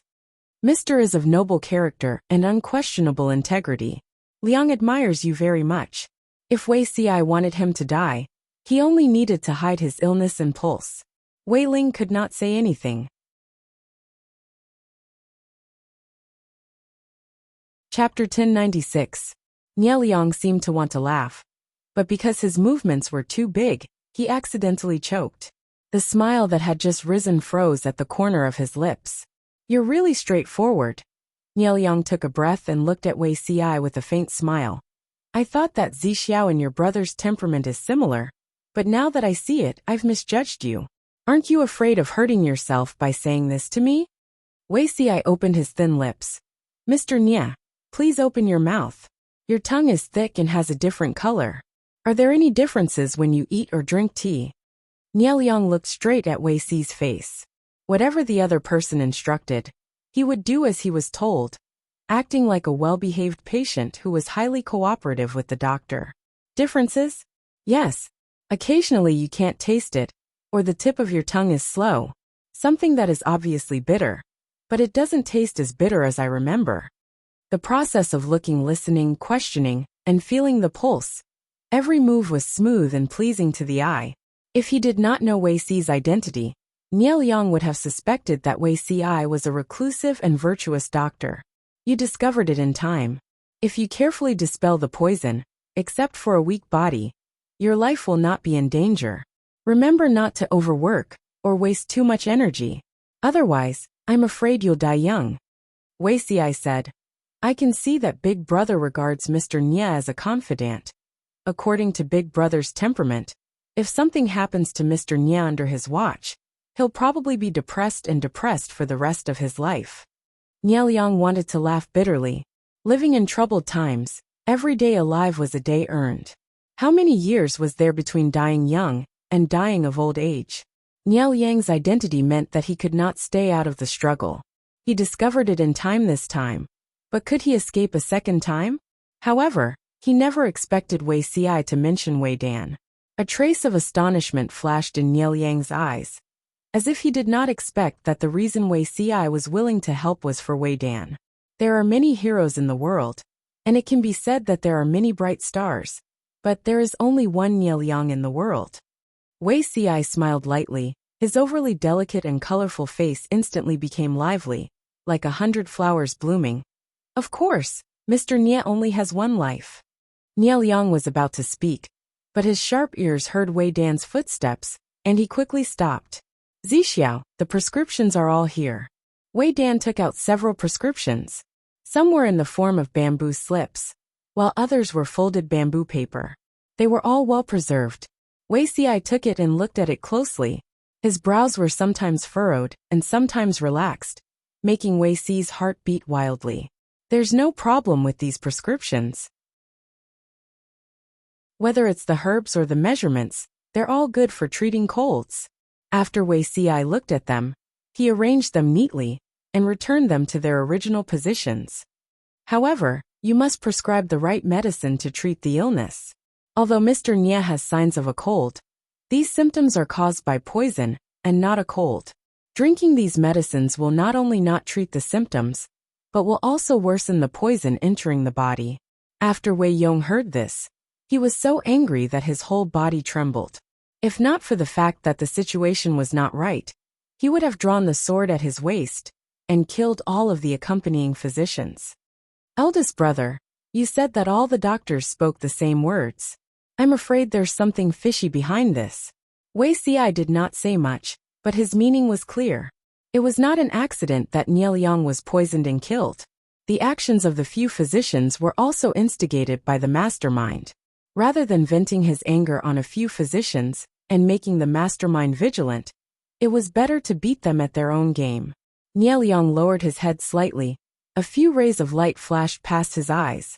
He smiled weakly and said softly, "Family scandals should not be spread in public. I've embarrassed myself in front of Zixiao." Wei Ci wrote a new prescription for Nie Liang. Mr. Nie's body has accumulated a lot of poison, but getting rid of it is not a day's work. Mr.'s body is not suitable for heavy medicine now, so we can only take it slowly. My medical skills are limited. Mr. Nie, you can find a trusted medical officer later. His slender fingers pinched the pen and dropped the pen. His handwriting was clean and beautiful, pleasing to the eye. Nie Liang said, "No need. Zixiao's medical skills are good and trustworthy."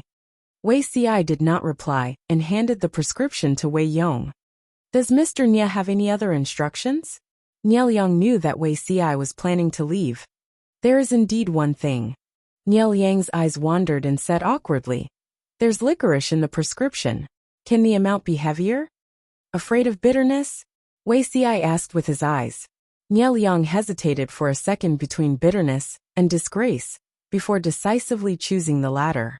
Feng Zhen, who had been in the background, was speechless. He seemed to have found out a secret. Nie Liang was seriously ill, and could not get up to send him off. He could only let Wei Yong take his place to be polite.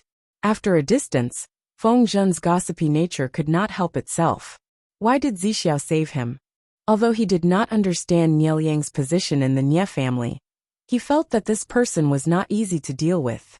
Leaving him alive would be a disaster. The master of the Nie family is Nie Liang's grandfather. This old man was an influential figure when he was young. Now that he is old, he is still full of energy, and does not lose to the younger generation. He controls the Nie family's authority, Wei Ci said coldly. Although he is not muddle-headed, he has not chosen a suitable successor. As time drags on, his children will gradually grow up, and the people's hearts will waver. They will start to think about things they should not. Feng Zhen immediately thought of the Su family from Zhe County. The two brothers, Su Bei and Su Fei, fought so fiercely. Wasn't it because the grandfather favored the youngest grandson, and caused a fight between the eldest grandson and the second grandson? The Nie family situation was more complicated than the Su family. The two sons of the old master of the Su family were both dead, leaving only two grandsons. The Nie family was different. Each branch feels that they have hope. How can they live in peace? Wei Ci's eyes flashed with a trace of memory. In his previous life, when he lived in seclusion in Zhongzhao's Bianzhou, he had also been solicited by the second branch of the Nie family. They tried to pit him against the fifth branch that his elder brother worked for. Nie Liang is the most outstanding of the grandchildren. He also holds the title of the eldest son of the fifth branch. If he gains the favor of the old master, the status of the fifth branch will rise along with him. Thus some people could not resist. After hearing this, Feng Zhen finally understood the whole story. In that case, if Nie Liang is alive, he can muddy the waters of the Nie family even more? Wei Ci nodded. Exactly. Feng Zhen smacked his lips. Just watch. That Nie Liang is not simple. If he is allowed to live and clean up the internal affairs of the Nie family, he will be a formidable opponent. Ci said that Nie Liang's body is not suitable to expend too much effort and energy. Wei Ci lowered his eyes and said, "Moreover, the internal affairs of the Nie family are intertwined. To clean them up is not something that can be done in a day or two. Although Nie Liang is the most outstanding of the grandchildren, the fifth branch of the Nie family does not have much power. If not for this, the mission of diplomatic envoy to another country would not have landed on Nie Liang. If he wants to clean up the Nie family, there is still a long way to go." Feng Zhen's mouth twitched. He asked blankly, "If he does not follow the doctor's advice," Wei Ci said, "his lifespan will be shortened." Internal strife was common in every aristocratic family. Even the righteous Shengyang Feng family could not avoid it. Chapter 1097. Isn't my lord worried about having no one to restrain the Nie family? Wei Ci smiled. Nie Liang is the best pawn. He was a pawn that came to him on his own accord. In this regard, Feng Zhen could only cheer for Wei Ci and cheer him brainlessly. You can even think of such a way to make the Nye family fall into internal strife. How can you be so cunning? Feng Zhen said disdainfully, but his eyes showed otherwise. However, I'm curious about one thing. How do you know so much about the Nye family? Since ancient times, one should not wash one's dirty linen in public. Only the Nye family knows about the internal strife. How could it be spread everywhere? Wei Xi was busy with government affairs and battles everywhere with the army. How could he have the time to gather information? Trade between Zhongzhou and Dongqing was basically closed.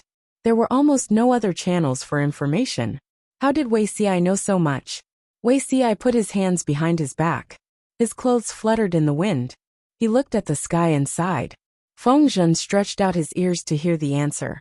Wei Xi said, "The secrets of heaven cannot be revealed." Feng Zhen was speechless. "You'll lose the baby." Wei Xi couldn't stand Feng Zhen's resentful gaze. He said helplessly, "I calculated it by watching the stars day and night." "Why don't you say it was Guyo Yu who told you?" Wei Xi was able to see this from observing the stars. Did Wei Xi really think that Feng Zhen did not understand the art of astrology?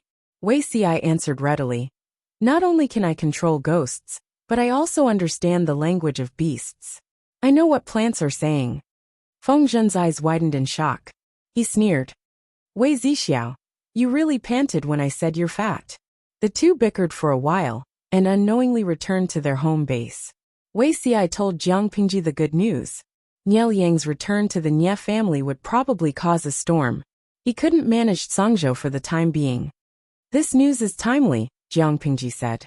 "But can Nye Liang defeat the other old foxes of the Nye family?" Jiang Pingji began to worry that Nye Liang wasn't strong enough. "Wouldn't it be a pity if he died too quickly?" Wei Xi said confidently. "Nye Liang is known as the ghost of the Nye family. If he hadn't schemed in secret, the Nye family wouldn't be so strong. Now that the Nye family wants to get rid of him, he's probably very disappointed. My lord, Nye Liang may look harmless, but he is definitely not an indecisive person. If these cancerous tumors continued to plague the Nye clan, the clan's foundation would definitely be ruined. Given his temperament, there's no way he would watch the Nye clan decline without doing anything. According to Zixiao, this person isn't a fool." Jiang Pingji crossed her arms in front of her chest and said with a frown, "He should know that he's dealing with the internal strife, so he won't have time to attend to Songzhou. He'll miss a good opportunity. Letting a tiger return to the mountain will cause endless troubles in the future. How could he not know?" Wei Xi smiled and said, "You can't have your cake and eat it too. So what if Nye Guangshan knows? Where there is gain, there must be loss. If he cared about one side, he would neglect the other." Nye Liang knew how to choose. In his past life, Wei Xi had very little contact with this genius from the Nye family. From what he understood, the family held a very heavy weight in Nye Liang's heart. With the current situation, was it more important to expand outward and allow the family to have internal strife? Or was it more important to purge the family? Nye Liang had a balance in his heart and would not lose the bigger picture because of a small thing. Jiang Pingji said, "Zixiao, make the decision. I trust you. However, before the Nye family leaves, we must first settle the matter in Songzhou." The Nye family pressured Huang Song, so that Jiang Pingji could use this as leverage to exchange for the 2 counties in Songzhou. If the Nye family's diplomatic group left, Huang Song might act shamelessly. Wei Xi said, "Yes." The next day, Feng Zhu and Cheng Jing came to visit on behalf of Huang Song. The two of them were quite tactful. They did not ask Jiang Pingji stupid questions, such as why she sent troops to Qinzhou. Huang Song had done wrong in Qinzhou. Jiang Pingji had retaliated, so they could not reprimand her. Otherwise, they would have scolded Huang Song as well. The two of them were straightforward and decisive. They tested Jiang Pingji's tone a little. With a plan in mind, Feng Zhu revealed his suggestion to exchange the 2 counties in Songzhou for Qinzhou. Jiang Pingji smiled and leaned on the table. "Is this Bogeo's idea?" Feng Zhu said calmly. "Of course it's my lord's idea. Although I'm trusted by my lord, I dare not act on my own. The 2 counties in Songzhou are a fat piece of meat that the strategists must fight for. Bogeo is actually willing to exchange them for Qinzhou. Isn't this a great loss? Feng Ju said. My lord and the magistrate of Liuzhou are as close as brother and sister. When has a family ever said such things? My lord doesn't care about these gains and losses. What's important is the stability of the alliance between the two families. My lord didn't handle the matter with Meng Zhan well. He worried day and night that it would cause a rift between the magistrate of Liuzhou. After thinking about it, this is the only way to make up for it. I hope that you don't mind. I can report to my lord and let him feel at ease. Feng Ju could not see that a group of fans were cheering him on across dimensions. The comments were even more varied. Zhongfei yesterday's stars. I've finally seen it. This streaming room is full of drama queens and big shots who lie with their eyes open. Yu Yan ran. If I hadn't been following the updates and knew the whole story, I would have thought that Huang Song had really suffered a loss. He and the streamer only had a fake, plastic sibling relationship. Why did Feng Ju say that they were model siblings? This was the highest realm of lying with their eyes open. Emodancy. It's not enough to lie with your eyes open. The key is to be thick-skinned. I like people who are so shameless. Ji Jing. Although Brother Feng doesn't appear many times, I really like him. I'm cheering for him. Jiang Pingji ignored the contents of the bullet screen. She smiled and said, Bogeo and I are not strangers. I don't agree with what Huaijie said. Feng Ju said, So you agree to it? Jiang Pingji revealed a doting smile. Since Bogeo likes Chenzhou, Chenzhou will be given to him. Feng Ju looked hesitant and only spoke after a while. Ju, there's one more thing. I don't know how you plan to deal with it. Huaijie, just say what you want to say. Feng Ju asked. Meng Zhan brutally killed the royal family and overturned the universe. My lord sent troops to rescue him and stationed them in Chenzhou. However, the valiant generals under the command of Lu mistook them for rebels and detained them as captives. If I may ask, have you thought about how to deal with them? He was asking her for captives. Jiang Pingji smiled and squinted her eyes. She was very generous. Since it's a misunderstanding, how can I detain Bogeo's men and not let them go? When Jing Rong comes over, I'll ask him to supervise this matter. He thought that Jiang Pingji would deliberately make things difficult or detain the captives, but it went unexpectedly smoothly. Feng Ju secretly heaved a sigh of relief. After leaving the main tent, Cheng Jing said to Feng Ju, I have a bad feeling about this. Feng Ju frowned. Yes, Magistrate Lu's expression is too relaxed. He doesn't seem to be afraid of being surrounded by enemies on all sides. Putting oneself on the edge of death to survive? It was easy to say, but it was extremely difficult to do it. The two of them left together and happened to see a familiar figure leaving in a hurry. His expression was a little strange. Cheng Jing glanced at Nie Sun's departing figure. Why is he here?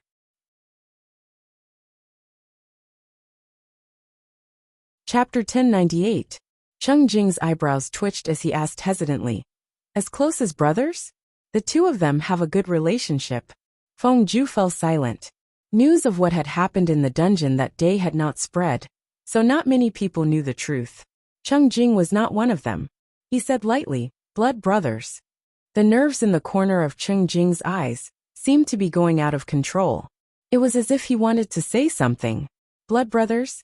Those three short words made Cheng Jing think of Nie Sun's and Meng Heng's backgrounds. In his mind, he imagined a tragic scene in the backyard of a landowning household. Let's go. The Lord is still waiting for us to report back. Feng Ju took a deep breath and suppressed the waves in his heart.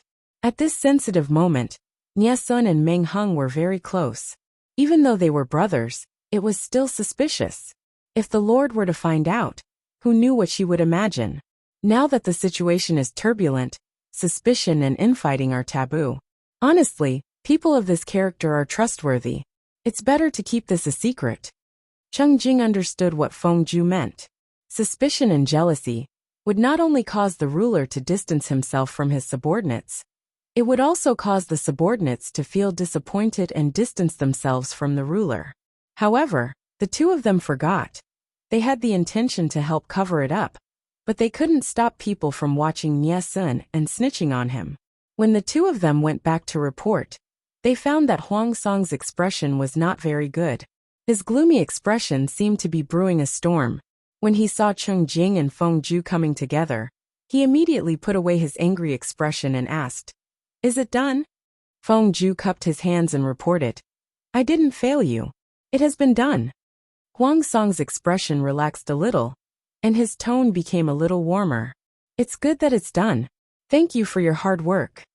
Feng Ju noticed Huang Song's strange expression and asked tentatively, "My lord, you don't look worried just now. Did you encounter a difficult problem?" "Huaijia. What kind of person do you think Qingyun is?" Huang Song trusted Feng Ju far more than anyone else. If this question had been asked by someone else, he would most likely have evaded the question and sent the person away. However, Feng Ju was different.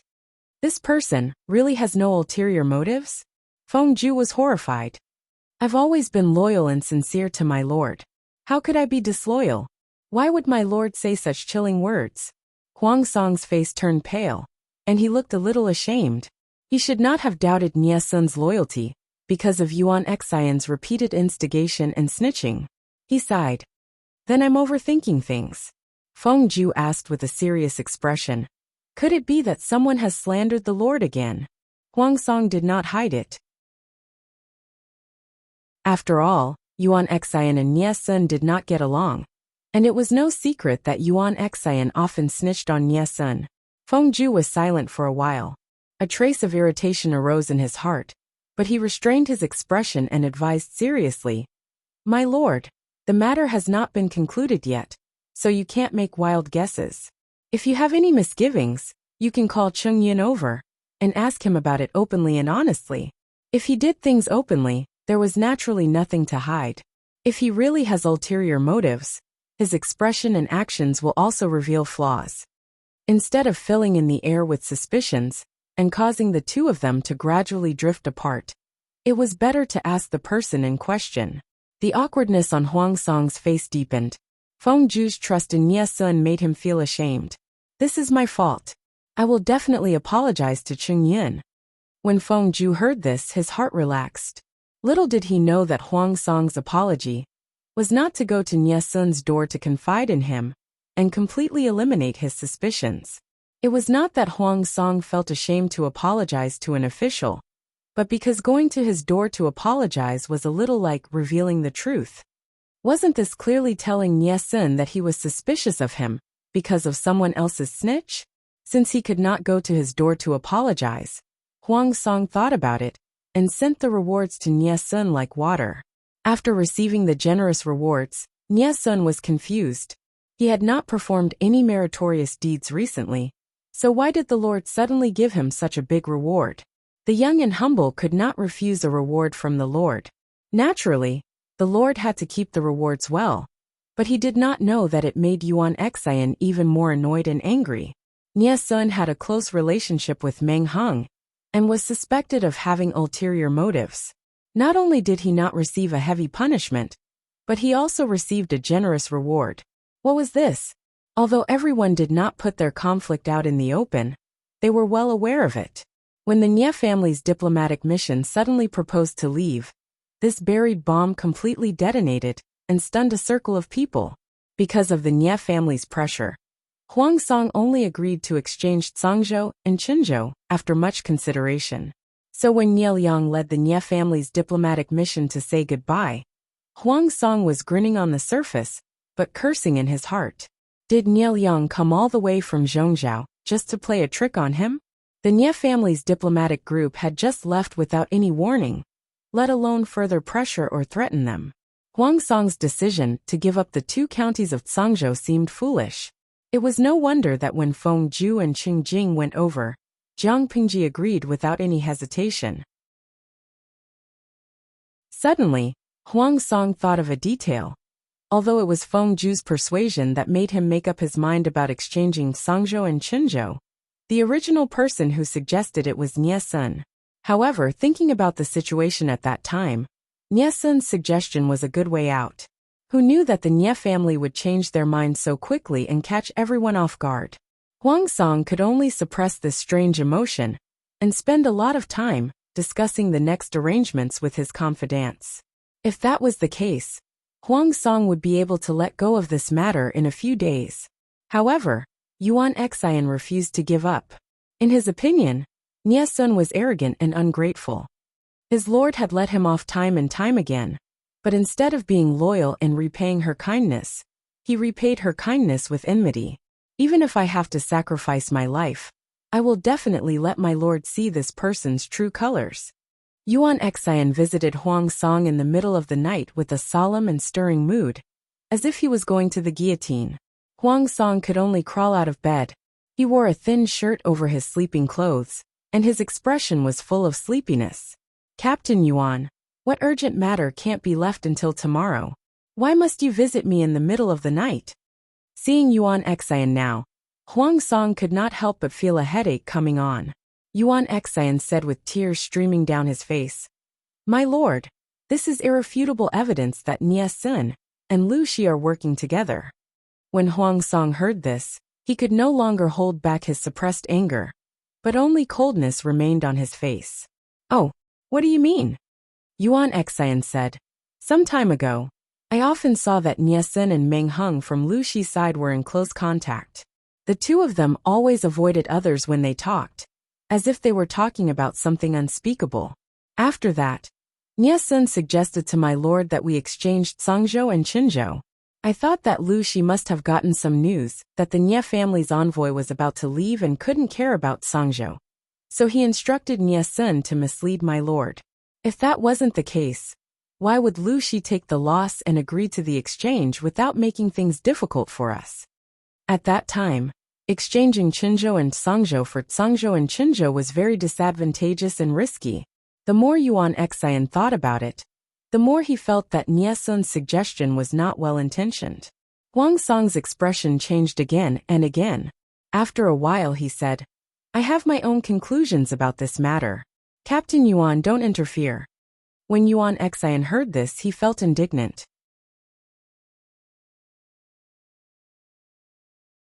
Chapter 1099. As the saying goes, plans can't keep up with changes. Even though Yang Xi's speed wasn't slow, when he arrived at Songzhou, the Nie clan's diplomatic mission had just left. "My lord, I'm late." Yang Xi took the initiative to apologize. His voice was a little nasal. He hadn't had the time to take care of his appearance, so he looked particularly disheveled. Dian Yin also hurriedly apologized. "This lowly one was late. Please forgive me, lord." Jiang Pingji helped them up. "Not too late, not too late. You came just in time. Jingrong, your voice doesn't sound right. Are you sick?" Yang Xi said, "I caught a cold. I'll be fine after taking a few doses of medicine." Dian Yin pulled the rug out from under his feet.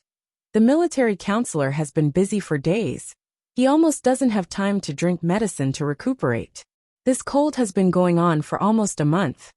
Jiang Pengji furrowed her brows. "Get the military doctor to treat Jingrong carefully. Even if it's just a minor illness, we can't take it lightly."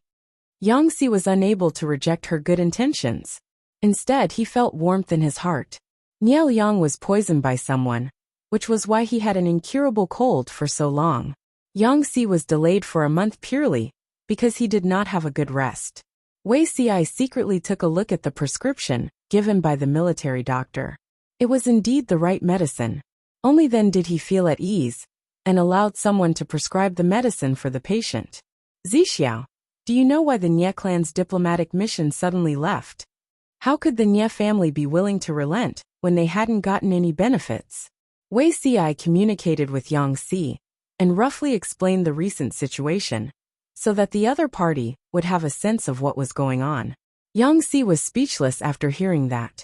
"If I had known this earlier, I wouldn't have had to travel day and night and lose weight." If he couldn't recuperate, he would lose his appetite. Yang Xi had lost a lot of weight recently. Wei Ci glanced at him suspiciously. "How did I lose weight?"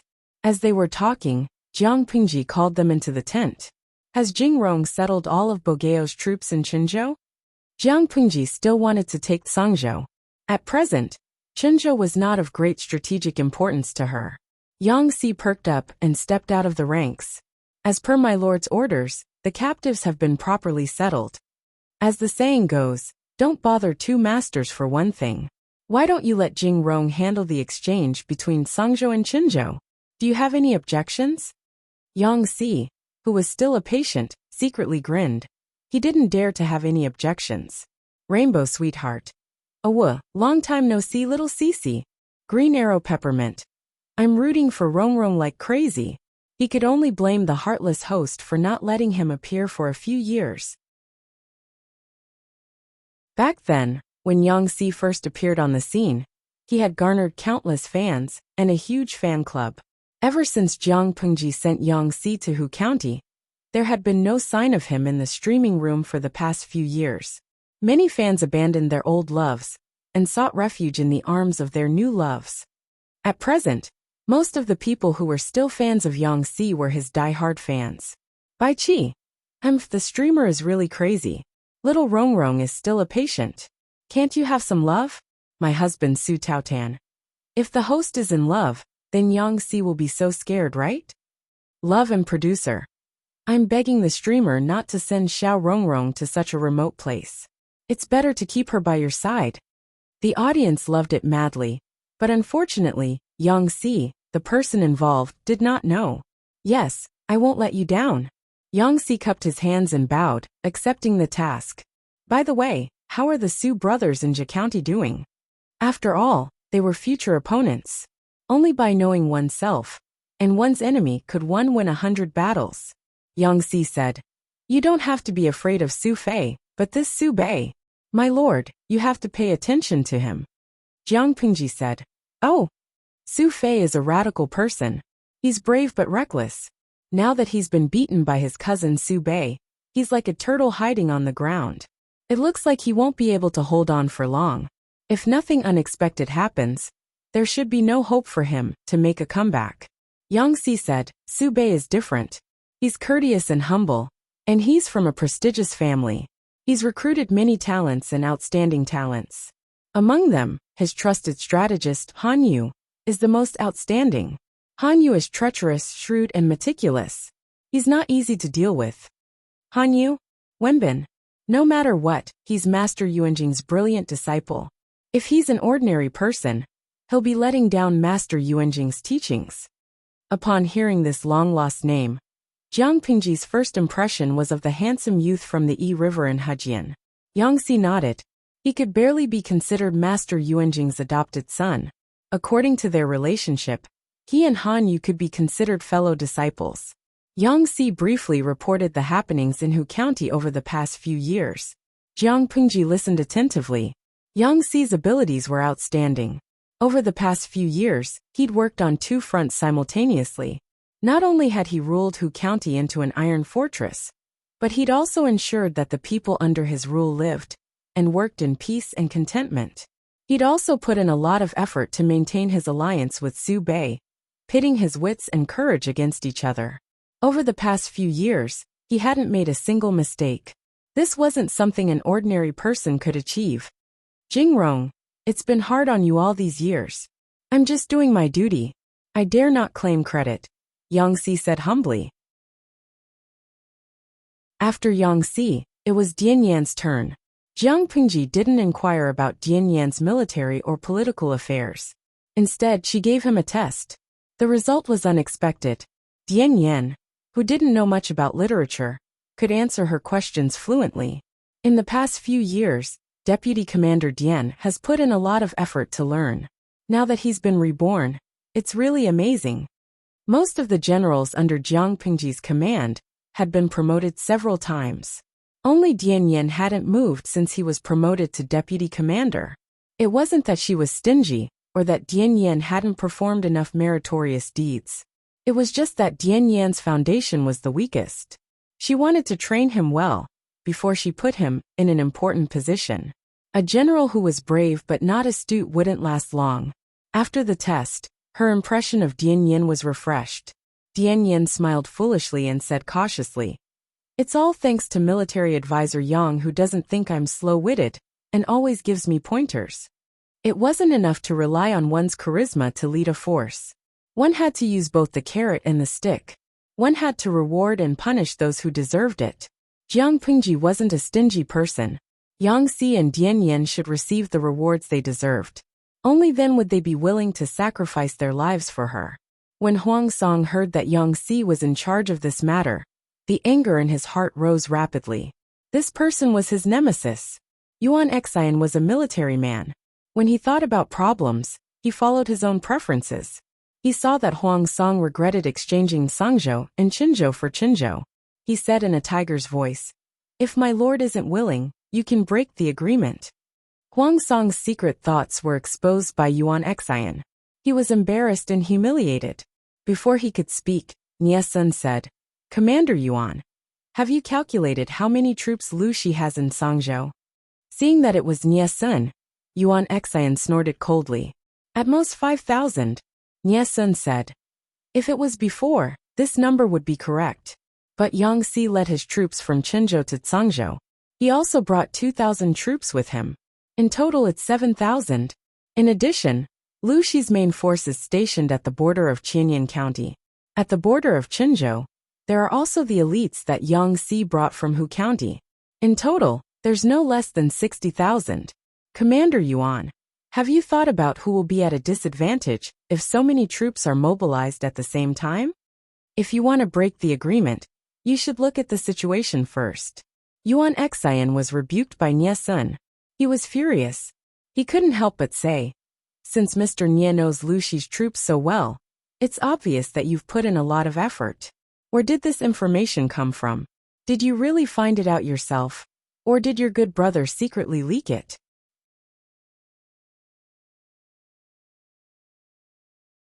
Chapter 1100. What do you mean, Captain Yuan? Nie Sun's face was livid. His hands were clenched so tightly in his sleeves that the veins on the back of his hands popped. Seeing that Nie Sun was still resisting, Yuan Xian sneered and asked in a neutral tone, "What do I mean? Mr. Nie is usually very intelligent. Why are you pretending to be deaf and mute now? Do you dare to swear that you have nothing to do with Meng Hung under Lu Shi?" Nie Sun clenched his teeth. Everyone in the tent looked at Yuan Xian at the same time. Except for a few people, the others only knew that Nie Sun and Meng Hung were close. What kind of secret relationship did they have? With this doubt, their eyes became more inquisitive. Yuan Xian's question showed that the relationship between Nie Sun and Meng Hung was deeper than they thought. "What, Mr. Nie doesn't dare to swear?" Yuan Xian asked in an overbearing manner. Even with a full beard, others could see a hint of pride in his swollen eyes. He sneered and said in a relaxed tone, "If you don't dare, does that mean you admit it?" Nie Sun pursed his lips and stared at Yuan Xian with his dark eyes. "What does Captain Yuan want me to admit? Admit that Meng Hung is Sun's brother? So what? Sun has never done anything to betray the Lord or leak secrets. Why did Captain Yuan have to be so sarcastic? If you want to slander me, please show me solid evidence, or it will be a false accusation." Hearing Nie Sun admit his relationship with Meng Hung, the others were also surprised.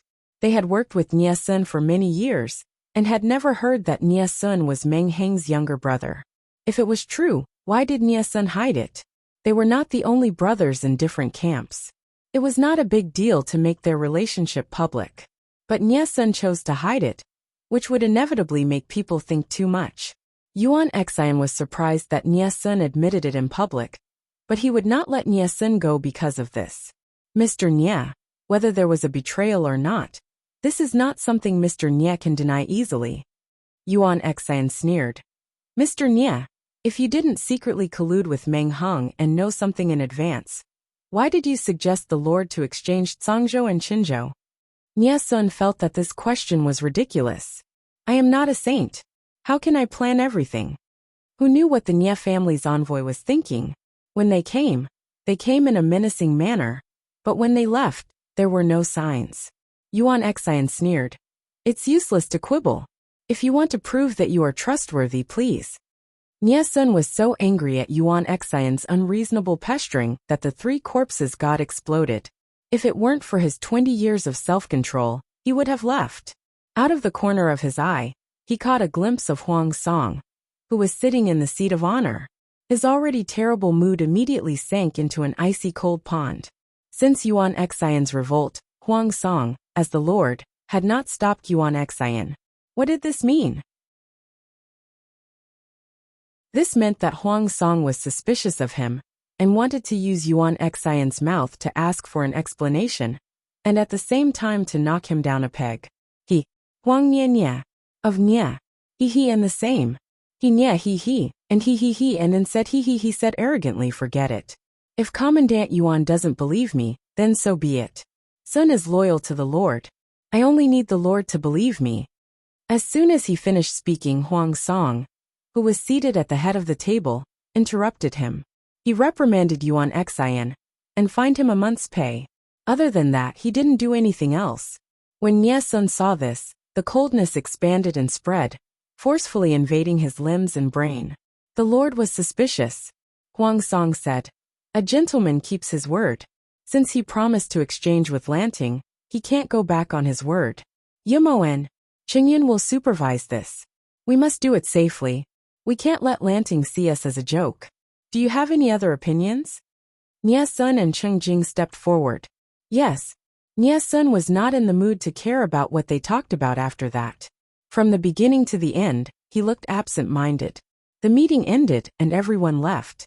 Nye Sun walked out of the tent. The slightly chilly wind blew against his cheeks, causing him to shiver and wake up with a start. "Chengyan, let's talk in private."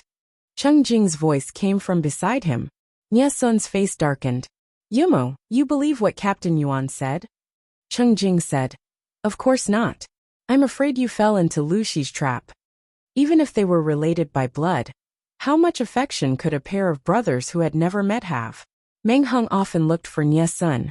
Although they only talked about personal matters and not official matters, the coincidences made people suspicious. Cheng Jing understood Jiang Pingji's treachery, so he trusted his own judgment. Nye Sun laughed bitterly. "Whether it's a trap or not, the Lord is already suspicious. How can it be easily dispelled?" The seed of suspicion had already taken root and sprouted. How could it be so easy to eliminate it? Yuan Xian was to be blamed. If he hadn't reported Huang Song again and again, Huang Song wouldn't have been suspicious. Nye Sun said, "Moreover, if Captain Yuan didn't stir up trouble, why would the Lord suspect me? If Meng Hung and Sun were instigated by Lu Shi, then it shouldn't be Lu Shi's idea for Captain Yuan to provoke and cause trouble again and again, right? The Lord." Nye Sun wanted to say that Huang Song wasn't strict with his subordinates and that he was biased against outsiders. However, the person in front of him was Cheng Jing, whom Huang Song relied on. He couldn't bring himself to say it. "Captain Yuan went overboard," Cheng Jing said in a low voice. Cheng Jing said in a low voice, "He has repeatedly slandered him, but the Lord has always been lenient towards him. This is truly biased." Cheng Jing believed that Huang Song stood firmly on Nye Sun's side from the beginning. If Huang Song had severely punished Yuan Xian at that time, scolded or demoted him, would Yuan Xian have had the guts to go around snitching? It was precisely because of Huang Song's indulgence that Yuan Xian's arrogance was boosted. Nye Sun sighed, and there was some worry between his brows. "I understand what you mean, Yumo. The Lord is the Lord, and Captain Yuan is Captain Yuan. I won't abandon my duties for my personal reasons." Cheng Jing said all this to absolve Huang Song and dispel Nye Sun's resentment towards Huang Song. Cheng Yin is very understanding. The corners of Nye Sun's mouth twitched, but he didn't comment. Huang Song was so indulgent towards Yuan Xian. Other than being relatives, there was another reason. The Yuan family was Huang Song's main family. Most of the generals under him were from the Yuan family. As long as Yuan Xian didn't commit an unforgivable crime, Huang Song would deal with him lightly and wouldn't punish him heavily.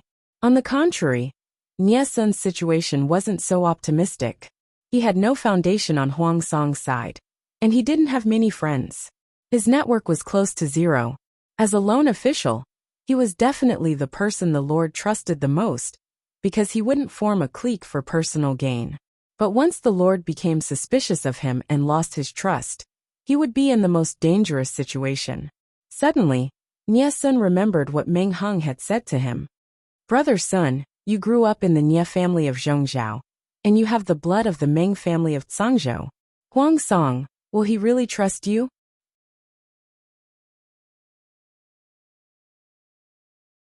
Chapter 1101. senior brother Chung. Yang Si knew that there would be a tough battle to fight next, so he ate a good meal to boost his morale, and went to the battlefield valiantly. The corners of Chung Jing's mouth twitched slightly. He didn't know if he should accept Yang Si's attempt to get close to him. Nie Sun, who was at the side, looked at Chung Jing in surprise. His eyes were clearly filled with question marks. When did Chung Jing become Yang Si's senior brother? That's not right. Why are Lu Shi's men and Huang Song's men so inextricably linked?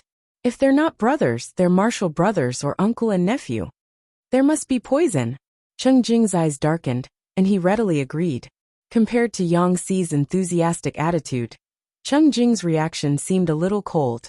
Yang Si was not angry. There was even a smile on his face. He was determined to use his hot face to stick to the cold buttocks of others. I've often heard Mr. mention senior brother. It's been many years since we last met. Senior brother is indeed a dragon among men. I like you very much. Yang Si was an orphan adopted by Master Yuanjing when he was young. Although he did not bring him back to Langya County to be raised, his identity was not a secret. Chung Jing was Master Yuanjing's first disciple, so it was reasonable for Yang Si to call him senior brother. Junior brother Yang is not bad either. He has not let down Master's many years of guidance. Chung Jing put on a fake smile. Nie Sun had been tricked, so Chung Jing did not dare to get too close to Jiang Pingji's tent. However, Yang Si was thick-skinned enough to play the role of two people. Chung Jing. There was so much drama. Although they were from the same sect, neither of them showed any mercy when it came to the conflict of interests. Chung Jing did his best to fight for the benefits that Huang Song deserved. Not only did he want the entire territory of Qinzhou, but he also wanted a large number of landowning households, the families of court officials, the captured generals and soldiers, the granaries and arsenals at the various passes. He had considered almost every loophole that could be exploited. Yang Si's side was almost the same.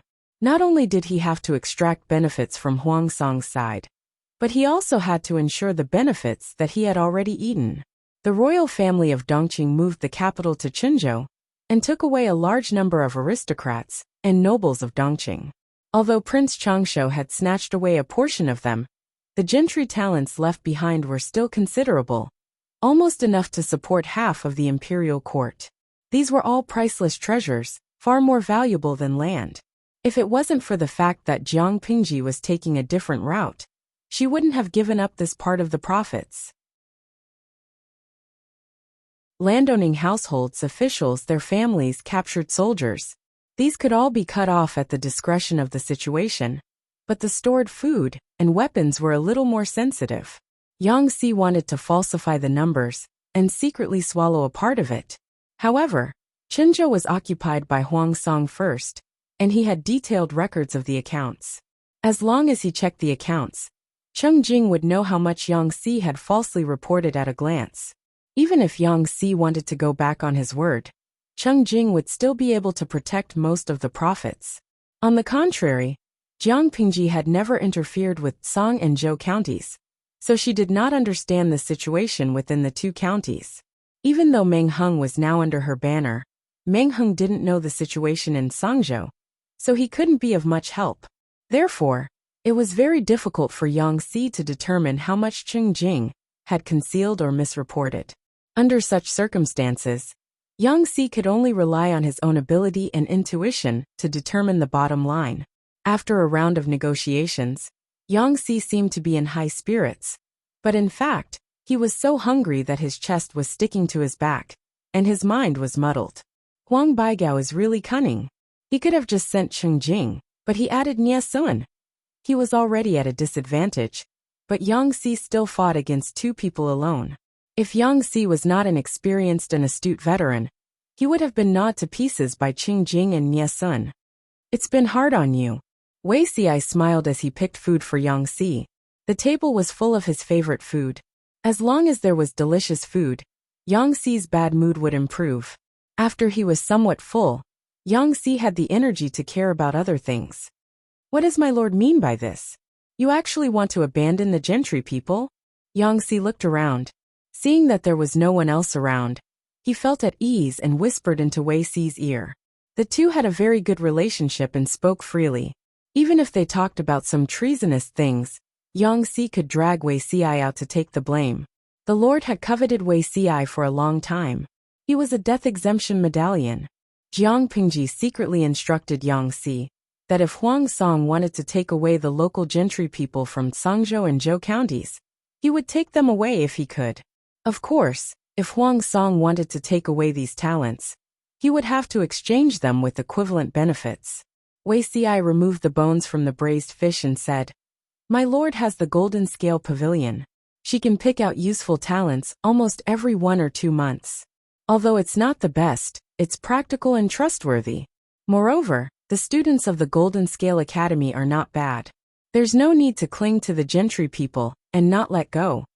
Before Wei Si could eat, Yang Si had already shamelessly snatched the plate away, looking like he was protecting his food. "In that case, my lord's ambitions are not small." Yang Si smiled. He was also born into a poor family. His background was very low. Naturally, he did not want a group of gentry people who were high and mighty, but did not do anything to criticize him. His lord's actions were deeply in line with his intentions. "It's better to say this in private. Don't say it out loud," Wei Si reminded him. It was a fact that his lord rarely used the gentry people. However, he could not let the outside world know clearly that she rejected the gentry people in order to avoid provoking resistance. Yang Si smiled and said, "I'm not a 3-year-old child. How can I not know the severity of the matter?" Wei Si sighed softly to himself. Giving up on roping in the gentry people and cutting off the support of this part of the forces would definitely be difficult on the road to attaining the throne. Who asked the gentry people to occupy nearly 60% of the world's wealth? The remaining 30% belonged to the royal family. Only 10% belonged to the people. Because Cheng Jing and Nie Sun retained half of the interests, Huang Song's complexion was much better. Next, as long as the two forces smoothly handed over their power, the Battle of Zhangzhou would come to a successful end. Yang Si brought the account book to see Jiang Pingji. She was making a sand table. Not only were there undulating mountains, hills, and cities on the sand table, but there were also obvious rivers and borderlines. Yang Si saw a mini flag that represented the northern borderline, Chongzhou, Wanzhou, Sangzhou, Hu County, and other places. A strange animal's head was drawn on the flag. It had 2 black ears and 2 black eye sockets. It looked like it had been suffocated twice. Its big face was completely white. Looking at it, it looked like an iron-eating beast that Wei Si hugged and stroked all day long. "Jingrong is here." Jiang Pingji raised her head and put down the tools in her hands. She patted the sand in her palms and asked, "How did it go?" "Fortunately, I didn't disappoint you."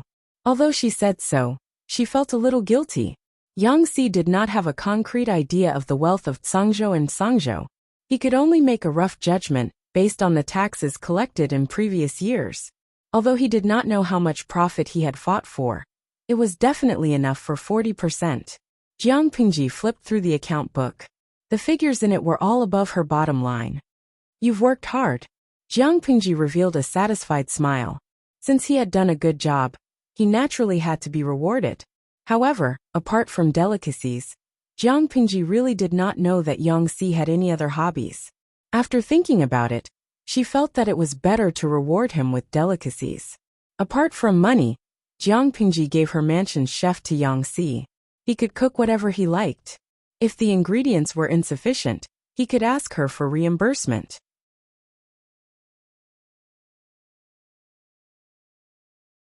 Chapter 1102. Your Highness, this is? I made the sand table. Jiang Pingji sounded like she was showing off, as if she was waiting for a compliment. How is it? Yang Si said. My lord is clever and skillful. She did it vividly. It's as if she had shrunk the entire mountains and rivers and moved them here. Currently, the sand table was the simplest and crudest, but the one Jiang Pingji made was very exquisite and three-dimensional. The topography of the mountains could be seen clearly at a glance.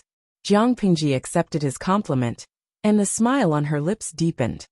But what's this little flag? Yang Si picked up the small flag that had fallen to the side. There was a big head of a black and white iron-eating beast drawn on it. After looking at it for a long time, he still felt that it looked very demonic. I plan to use it as a battle flag, or clan emblem in the future. Jiang Pingji seemed to have slipped her tongue. She coughed awkwardly, and abruptly changed the topic. Don't you think this flag is very recognizable? There are so many people with the surname Liu in the world. If one day a feudal lord with the same surname pops out, and the two families face each other in battle, with the word Liu written on their banners, whoever has the ugliest handwriting will be embarrassed. Yang Si narrowed his eyes slightly. He did not care about what Jiang Pingji said in the second half of her sentence. He only cared about the first half. There was nothing wrong with using it as a war flag. My lord could use whatever pattern she liked. But this clan emblem? Changing the clan emblem was a huge matter for the clan. Even the clan leader did not have full authority to make the decision.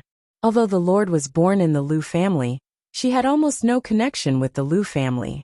Over the years, she had not been on good terms with the Liu family in Hejian. Therefore, if she wanted to change the emblem, there was only one possibility: set up their own clan. For example, the Wei family of Langjia was a branch of the Wei family of Zhongjia's Bianzhou. Although the two had the same ancestor, they were two different families.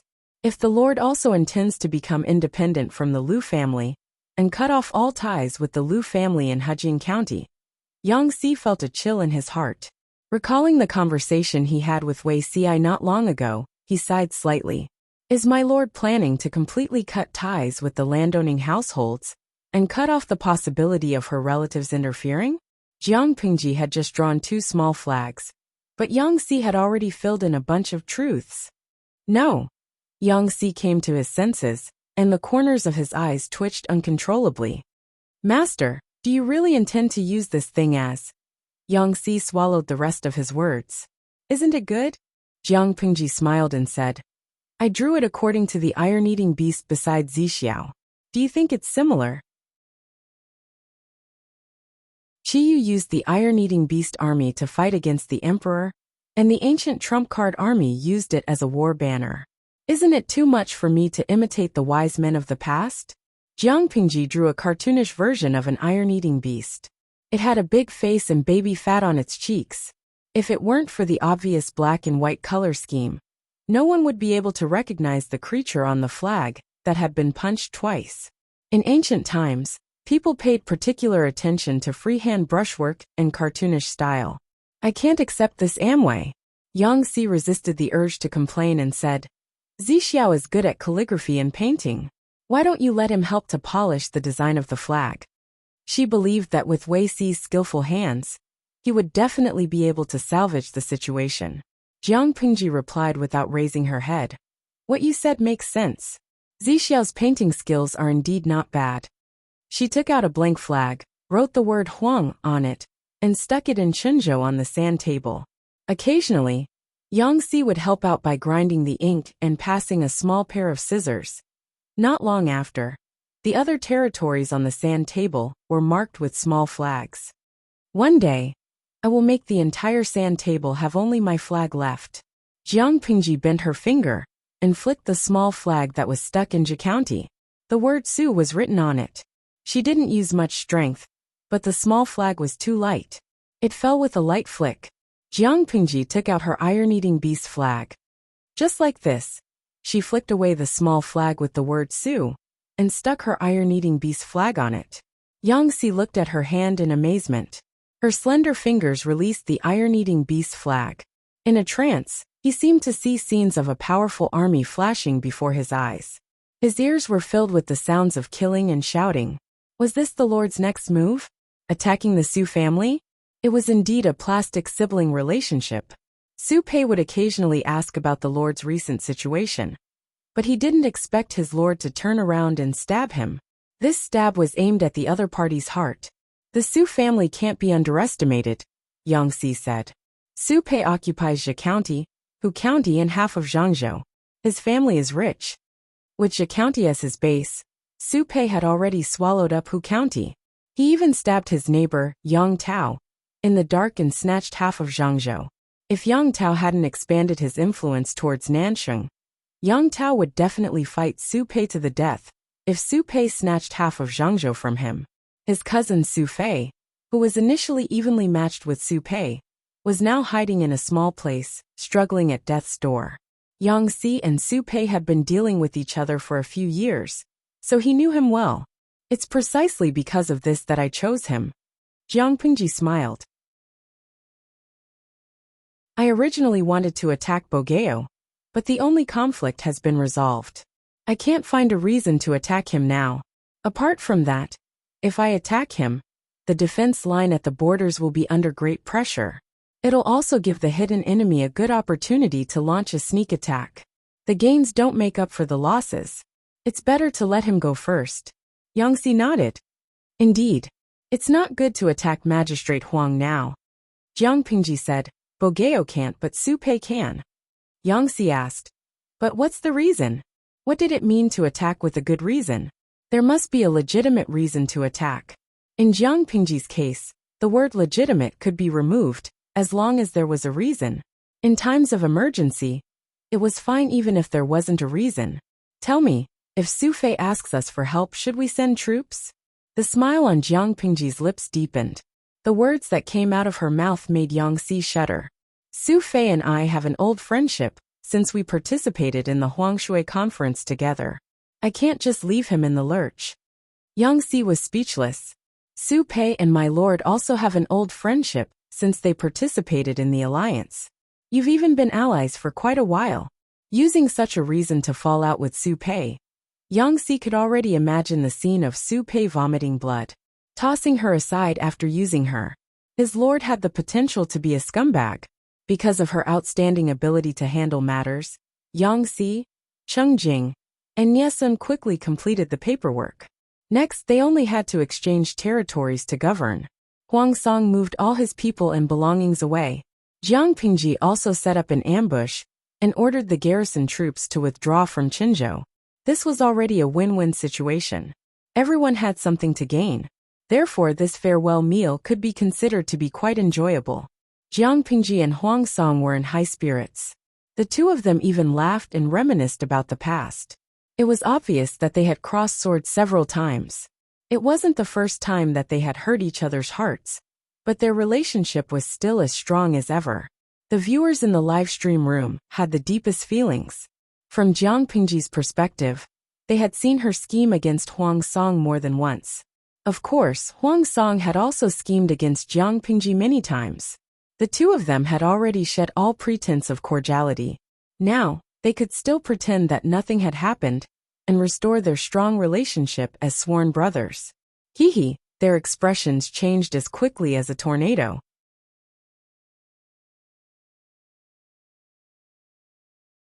Chapter 1103.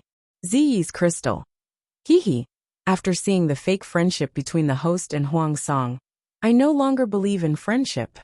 Liang, if a real-life friend stabbed me in the back, I would definitely break off the friendship. I really don't understand how the streamer and Huang Song can continue to be friends without any ill feelings.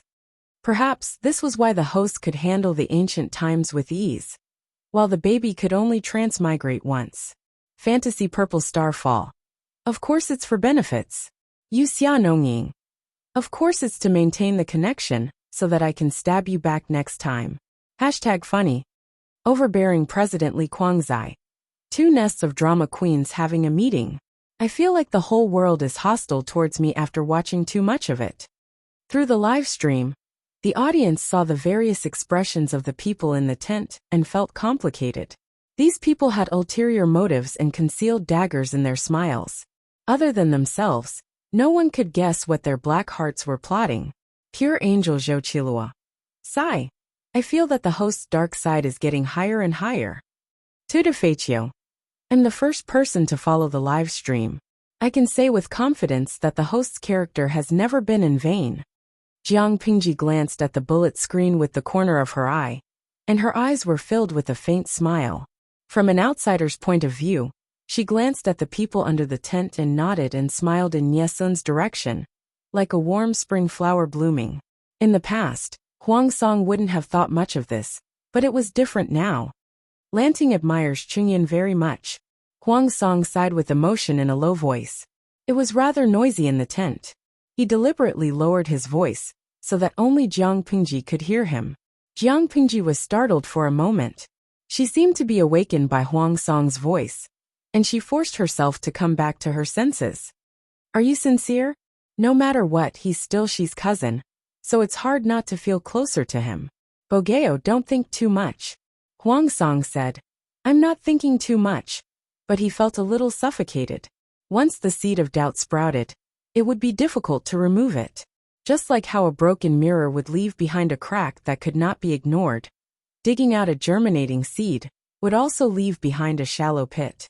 With Yuan Xian, a foreign relative who loved to snitch, by Huang Song's side, it would be difficult for Nie Sun to be a lone official. Jiang Pingji saw that Huang Song's expression was a little strange. Her smile deepened. There was a grudge between Huang Song and Nie Sun, but it was not enough for them to turn against each other. She was not anxious. However, Feng Jin and Feng Ju made her a little disappointed. If they could use Feng Jin to provoke a crisis of trust between Feng Ju and Huang Song, it would be the highlight of the year. However, Feng Jin said, Your Highness, the same move can only be used once. Meng Heng had already made Huang Song suspect Nie Sun. If the same thing happened to Feng Ju, Huang Song would not fall for it at all.